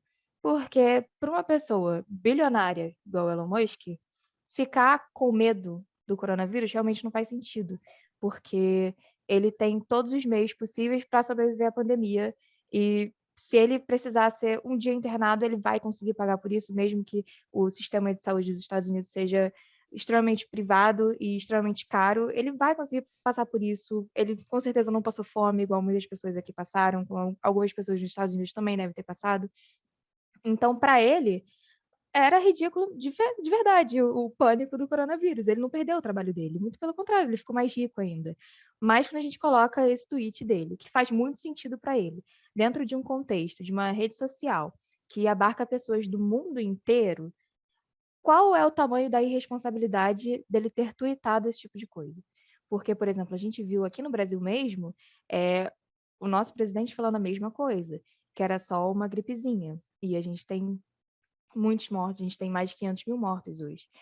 E aí é essa balança, sabe? Do que a gente pode podar e do que a gente tem que virar e falar assim, lavemos nossas mãos, porque é algo que faz muito sentido, por exemplo, para o Elon Musk faz muito sentido não ter medo do coronavírus, porque ele não tem o que temer. Mas para alguém que mora em um país que é totalmente sem recursos, que precisa receber recursos estrangeiros para passar por uma pandemia, falar que o coronavírus era algo ridículo de se temer, soa, sei lá, como uma piada de muito mau gosto.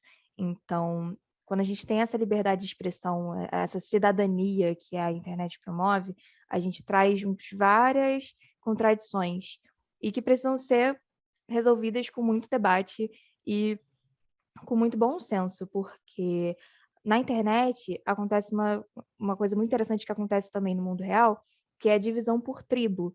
Cada tribo vai para o seu lado, é muito visível isso com a internet, né? A tribo é algo que um sociólogo, Michel Maffezoli, ele diz que é alavancado pelo meio virtual.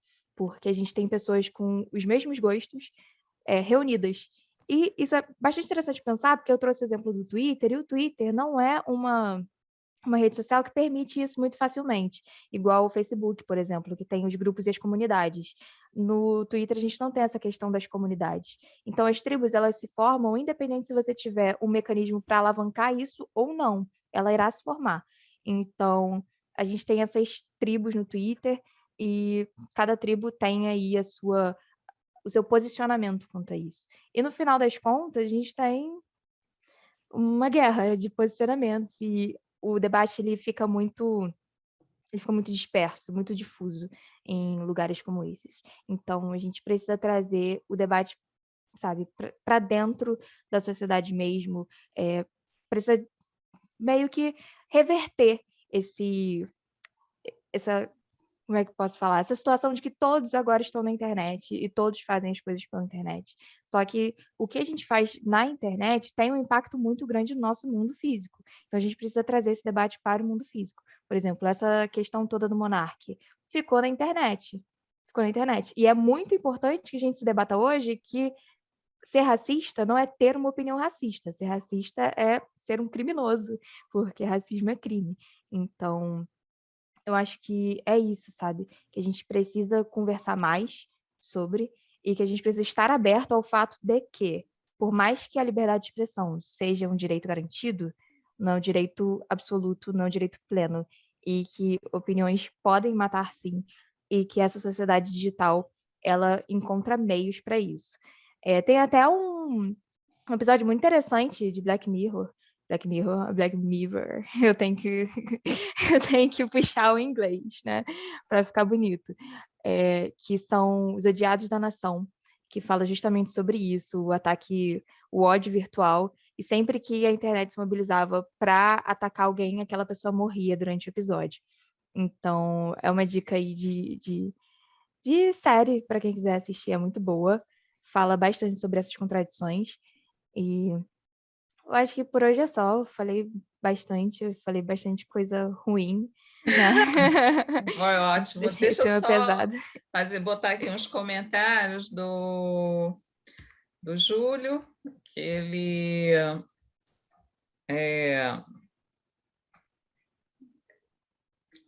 quer dizer, vamos comentar pelo Rafael, que ele colocou aqui, que a audiência através de violência e atos ilegais, né, que isso realmente acontece, dá audiência a isso, né, as pessoas que a gente comentou, o que as pessoas fazem, por que as pessoas fazem isso. A Natália coloca, acho que isso é proposital, eles sabem que tem muitas pessoas que pensam dessa forma, logo tentam ganhar algo com isso e conseguem. Realmente é o que você falou, as tribos, né, vão se juntando aquelas que têm o mesmo pensamento, né, e vão se ficando mais fortes quanto a isso, né? O Júlio coloca aqui da nossa roda de conversa sobre o Coringa, que foi muito interessante, que pessoas tendem a se identificar com os considerados anti-heróis, porque representam um tipo de porta-voz de discursos velados da massa. E podemos citar associações neuróticas nessa cultura hater que você falou de cancelamento, né? Então, realmente, muita gente se identifica aí, que se esconde atrás, né, desses pensamentos que não têm coragem de falar, mas acabam apoiando outros que falam, né? O Rafael coloca aqui um fato engraçado, é que se você faz parte de uma comunidade ou mesmo de um servidor, seja lá qual seja o assunto central, você é meio que obrigado a opinar, senão você é cancelado. Então, virou uma coisa que você não opinar, você está fora também, né? Você tem que ter sua opinião. E aí, ter opinião é complicado, porque isso pode te trazer problemas até familiares, né? Com os amigos, você não pode falar mal se você tem uma opinião diferente daqueles Você é obrigado a consumir muita coisa durante, assim, uma velocidade muito pequena. Até aconteceu um negócio esses dias na faculdade que a gente estava falando sobre local de fala. E local de fala é um termo que está muito em voga hoje na internet, principalmente quando a gente fala de assuntos como racismo e feminismo. E as pessoas costumam levar o local de fala para um lado que é quem pode falar ou não. E isso estava acontecendo dentro da faculdade. As pessoas estavam achando que esse termo era de quem pode falar. Então surgiu uma discussão, e aí uma menina chegou e falou assim: você não tem local de fala. E isso é bastante interessante porque não, o termo não é sobre quem pode falar ou quem deixa de falar, quem tem local para falar, mas justamente o contrário, de que local social você parte para poder falar do assunto. Então, por exemplo, um tema, feminismo. Eu falando de machismo, eu parto do ponto de uma mulher branca que sofre machismo, ponto. Só que quando a gente bota o machismo para alguém falar sobre machismo, e essa pessoa parte de um local de fala, que ela é uma mulher negra, ela já sofre o machismo de uma maneira completamente diferente da maneira que eu sofro. E é igualmente falando sobre o racismo. Não é que brancos não podem falar sobre racismo, que brancos não têm local de fala para falar sobre racismo, mas os brancos falam do local de que eles são os opressores, de que a culpa disso que está tudo acontecendo é do sistema que a gente criou. Então, é algo que distorce um pouco e é só uma questão de leitura, de teoria. Se pegar 5 minutos de teoria na internet, a gente consegue. Só que por essa questão de estar dentro sobre tudo, né, por ter que se posicionar sobre tudo isso, a gente acaba passando muito detalhe que é fundamental para o debate. E que se a gente não tiver, a gente acaba cometendo erros, como de fato aconteceu, a gente virar e falar assim, você não tem local de fala para isso. Quando, na verdade, o local de fala é um conceito muito mais democrático do que ele está sendo propagado hoje em dia. Eu acho que tem muita gente também que eu já ouvi pessoas falando assim, poxa, eu não posso ter nem mais a minha opinião. Então, pode ter opinião, eu acho que é importante que você tenha a sua opinião, né? Mas tem que ter cuidado com o que você faz com essa sua opinião, né? De que forma você usa, de que forma você se coloca, né? Para quem você está falando. Então, tem que ter um cuidado com a sua opinião, com o que você fala. Ninguém é obrigado a aceitar a opinião do outro, né? Se eu gosto ou não do Bolsonaro, você é outra pessoa, se você acredita no que ele fala, você acha que ele está coerente, espero que você esteja pesquisando o que ele está falando e tenha coerência para você, ter algum sentido, né? E não simplesmente porque ele falou e você vai acreditar e vai seguir o que ele está falando. E isso é o que muitas vezes acontece. As pessoas, eu não estou dizendo que ele está certo ou está errado, eu estou dizendo o seguinte: as pessoas têm que pesquisar sobre os assuntos, como cada um daqueles que você colocou ali e apresentou, tem que pesquisar para verificar se aquilo é verdade ou se ele simplesmente está usando aquilo para te influenciar para outros motivos pessoais. Então, seja lá qual for os motivos. Então, essas pessoas que estão no poder hoje em dia, seja o Bolsonaro, seja um ator, seja quem for, eles têm que ter muito cuidado com aquilo que fala, né? Porque pode ser uma opinião dele, mas que isso não tenha uma comprovação real. Então, nós que estamos ouvindo, estamos acessando essas informações, nós temos também ter uma preocupação de buscar informação. Será que aquilo que ele falou está correto? Será que aquilo é verdadeiro? Ou será que ele simplesmente jogou aquilo porque politicamente para ele vai ser interessante? Ou será que ele é a opinião dele? De repente é a opinião dele somente. Aí estou falando de qualquer um, de um ator, qualquer um que tenha sua opinião, queira colocar sua opinião, mas para que nós assumirmos que isso é minha opinião também, eu tenho que buscar informação. Então, não é simplesmente porque o fulano colocou lá e eu vou replicar isso direto, né? Porque eu também vou estar fazendo parte disso, né? Divulgando uma informação que pode ser fake, e vou ser responsabilizado por isso também. Agora, eu acho que essa parte legal das leis, né, como você falou e tudo mais, é um pouco mais complicado, né? Muitas vezes é difícil até deles colocar isso na prática legal, né? Como eu poderia dizer, de trazer isso para um júri, né? Porque ainda são coisas que não são concretas, vamos dizer assim, né? É difícil, né? E eu vi uma vez alguém, aí até o André que estava falando também falou alguma coisa disso, como que o juiz hoje em dia, quer dizer, hoje em dia ou daqui a algum tempo, vai julgar da forma que a gente está vendo a evolução da informática, né, da tecnologia, dessa parte toda de inteligência artificial, e aí como é que ele vai julgar, vamos dizer assim, quando criarem uns nossos clones e o clone matar alguém, quem será o culpado? O clone ou eu que sou clonada, né? Então são coisas que têm que ser estudadas, têm que ser pensadas mais adiante, né? De que forma isso vai entrar no julgamento, como é que ele vai julgar, o que ele vai julgar.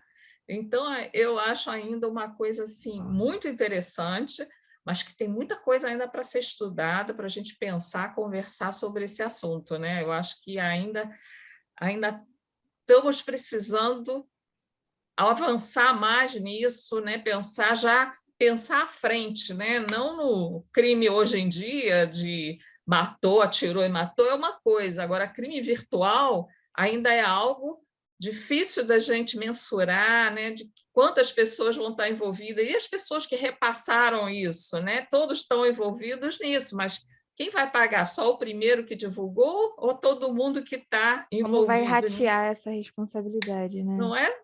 Isso é que eu acho um pouco complicado, né? O Sim. bat... E a ah, tecnologia não para, né? Então, pois é, se a gente está vivendo o caos hoje, imagina, imagina né? daqui uns 50 anos que vai ter novas inovações e, gente, é Então a só gente tem que quem estar viver pensando lá na verá. frente para tudo, né? Hoje em dia, não só isso, a gente da área, quem trabalha, quem está entrando no mercado de trabalho, tem que estar sempre antenado no que está vindo por aí. Não, hoje, antigamente a gente ficava acomodado no que a gente tinha, estava fazendo, né? Eu conheço bem a minha área, eu estou tranquilo, eu sou detentor do conhecimento, eu faço, arraso aqui na minha área. Hoje em dia, não. Hoje em dia, você tem que estar pensando no que vai ser daqui para frente, quais são as profissões que vão sumir no mercado por conta da tecnologia, da inteligência artificial, o que eu posso mudar, o que eu posso melhorar na minha profissão para eu não ficar desatualizado e não ficar fora do mercado. Então, tem que estar pensando sempre na frente, não posso estar atrasada nisso, né? Então, acho que é um assunto que tem muita coisa para a gente falar, a gente ficaria aqui falando dias aí sobre o assunto, ia surgir muita coisa. O Matheus ainda colocou aqui também, que interessante também, um outro episódio dessa série, onde as pessoas são definidas por uma nota que outras pessoas dão para ela. É algo que vemos muito recorrente, cada vez mais nesses últimos tempos, tem se tornado algo que se agregar à imagem da pessoa pessoal, né? O famoso cancelamento hoje em dia, né? Realmente, né? São coisas que tem que ser pensado, tem que ser analisado com calma, mas não com tanta calma, porque o tempo passa muito rápido, né? Mas tem que pegar todos esses detalhes. É muita coisa, é muita informação, é muita coisa nova acontecendo, é uma roda que não para, né? É uma roda que está o tempo inteiro em looping, e a gente fica, quando entendeu uma coisa, já vem outra e está em cima, e você tem que estar se atualizando, tá entendendo, conhecendo. Então, eu imagino que deve ser mais difícil para as leis, porque as leis são antigas, então teriam que ser também renovadas, aí, revisadas, e muita coisa que não está mais atual, e as novas que vão entrar nessa parte de informática, né, de tecnologia, né, que tem muita coisa nova aí, saber como vai lidar com isso, como lidar, que eu acho que está confuso, está difícil para o pessoal saber como vai julgar, como vai fazer para analisar isso, se foi hater que está na tua rede, como é que você faz para processar essa pessoa ou essas pessoas, sei lá, é uma coisa assim, um assunto que dá muito pano para manga. O que você acha, André? Tem alguma sugestão, alguma coisa aí que possa acrescentar? Bom, eu sou também professor da área de segurança de redes, que para entrar na segurança de redes eu falo de segurança da informação, aí eu trato vários pontos aí que a Duda trouxe, Marco Civil, LGPD, a Lei Carolina Dickmann lá de trás, né, também. E, assim, a gente estuda, de fato, o que a lei trouxe e os cuidados que a gente tem que ter, de fato, na hora da aplicação. Não vou dizer na área do direito, porque eu não sou da área do direito, né? Mas na aplicação dentro mesmo do universo online. Então, hoje em dia, como a professora Célia falou, e eu acredito que muitos também pensam assim, é difícil dar a opinião. Até onde talvez a lei pode estar ou não do meu lado, ou pode ir contra mim. Esse é o pensamento que a gente ainda começa a ver em muitas rodas de conversas, em muitos painéis. E a LGPD, exemplo, tem uma empresa que eu presto consultoria que teve um problema de invasão de privacidade. A pessoa teve acesso ao WhatsApp web, aí dentro da minha aula eu falo, gente, vamos fazer esse passo a passo de segurança, nunca faça isso, nunca faça aquilo, não faça aquilo. Enfim, então numa empresa dessa, a pessoa deixou lá o WhatsApp web aberto, uma outra pessoa que não gostava dessa pessoa que deixou aberto, passou e viu que o WhatsApp estava aberto. E aí envolve muita coisa de ética, envolve muita coisa de lei, envolve muita coisa, mas tratando na área direito, LGPD, a pessoa foi lá, leu algumas coisas de conversas, inclusive conversas pessoais entre pessoas da própria empresa, e incluindo conversas privadas, né? Imagine que eu estou conversando dentro de um grupo de empresa, um grupo pessoal que eu não estou. Imagina que eu estou, por exemplo, conversando com a Duda, falando mal da Célia, exemplo. Então, a pessoa viu até nesse sentido, conversa desse sentido. Imagina. Então, envolve muita ética, é uma coisa que, pelo menos, os meus pais ensinam, só mexa naquilo que é seu. Primeiramente é isso, né? Até antes da gente entrar em qualquer parte do direito. Mas a pessoa, enfim, seguiu em frente, né? Começou a olhar muita coisa.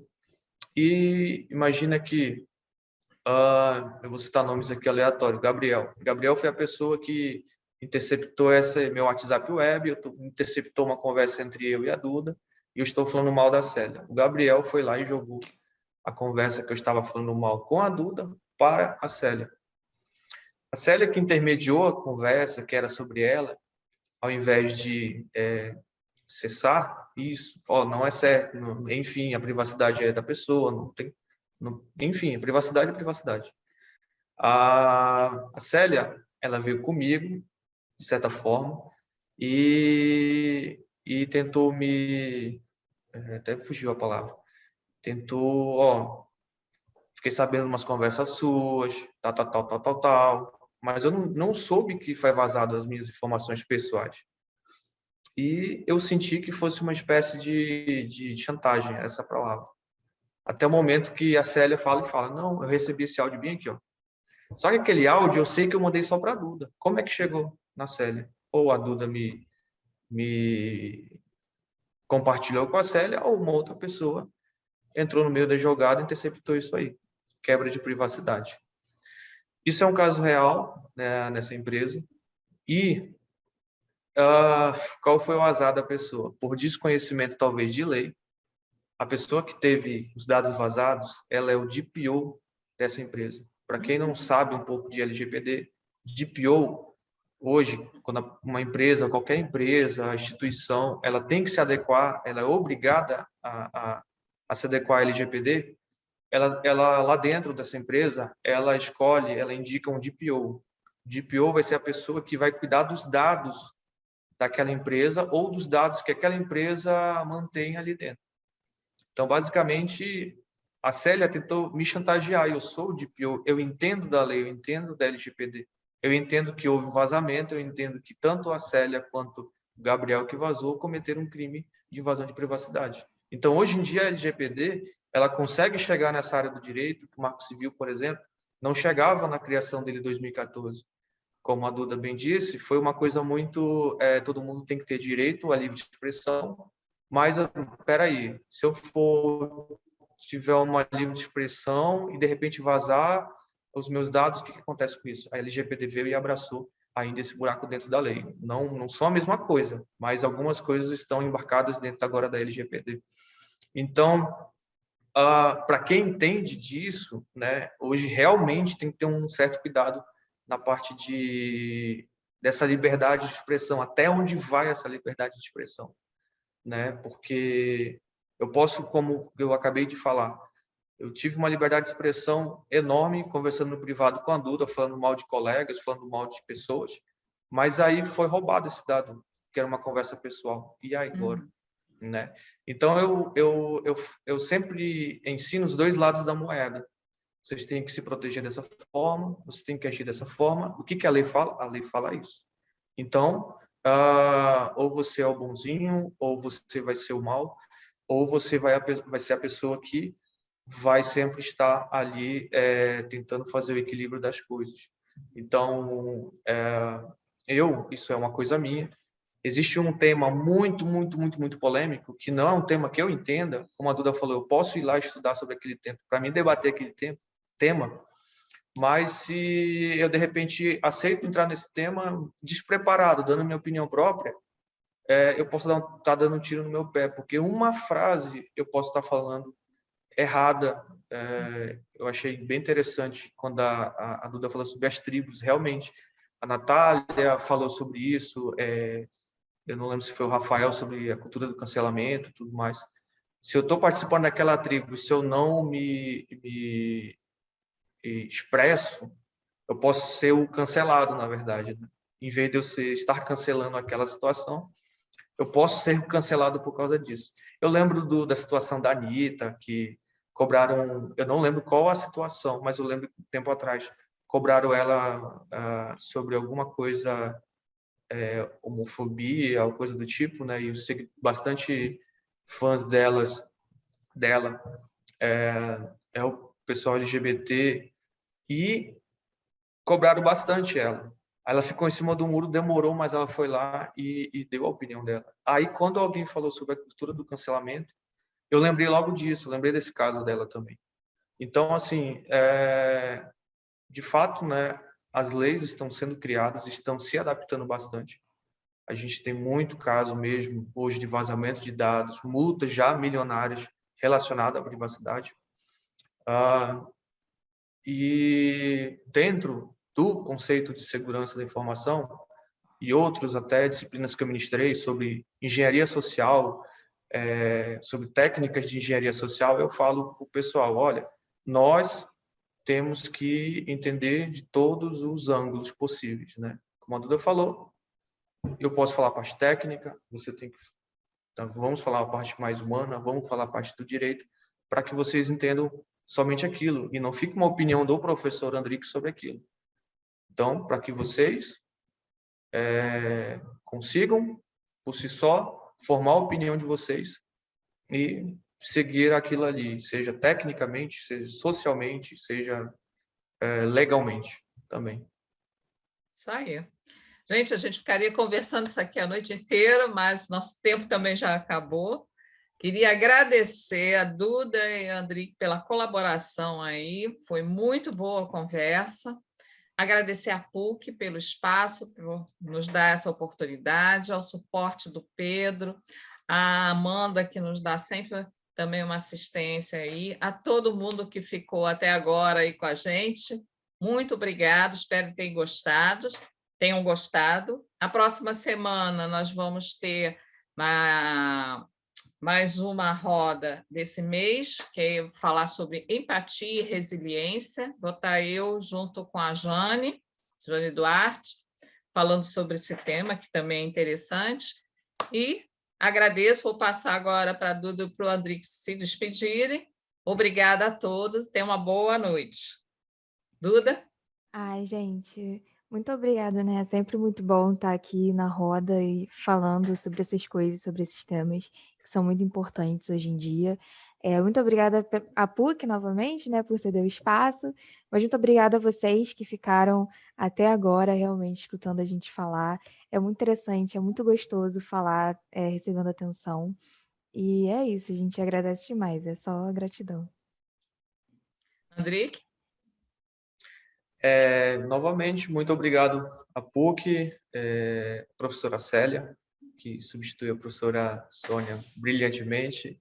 Grande abraço ao meu amigo Júlio, que entrou depois aqui também, ele que é o responsável por me colocar aqui juntamente com vocês. Agradecer a presença de todos, como a Duda falou, assina embaixo, é muito bom estar sendo ouvido de um tema tão gostoso de se falar, e eu acho que aqui a gente é bem tagarela, a gente falaria por muitas horas, porque é um tema muito atual e bom. Aos meus alunos que estão aqui, muito obrigado pela presença de todos e que venham outras conversas. Obrigado, professora Célia, obrigado a PUC novamente. Obrigada, gente. Tchau, tchau. Tchau, tchau.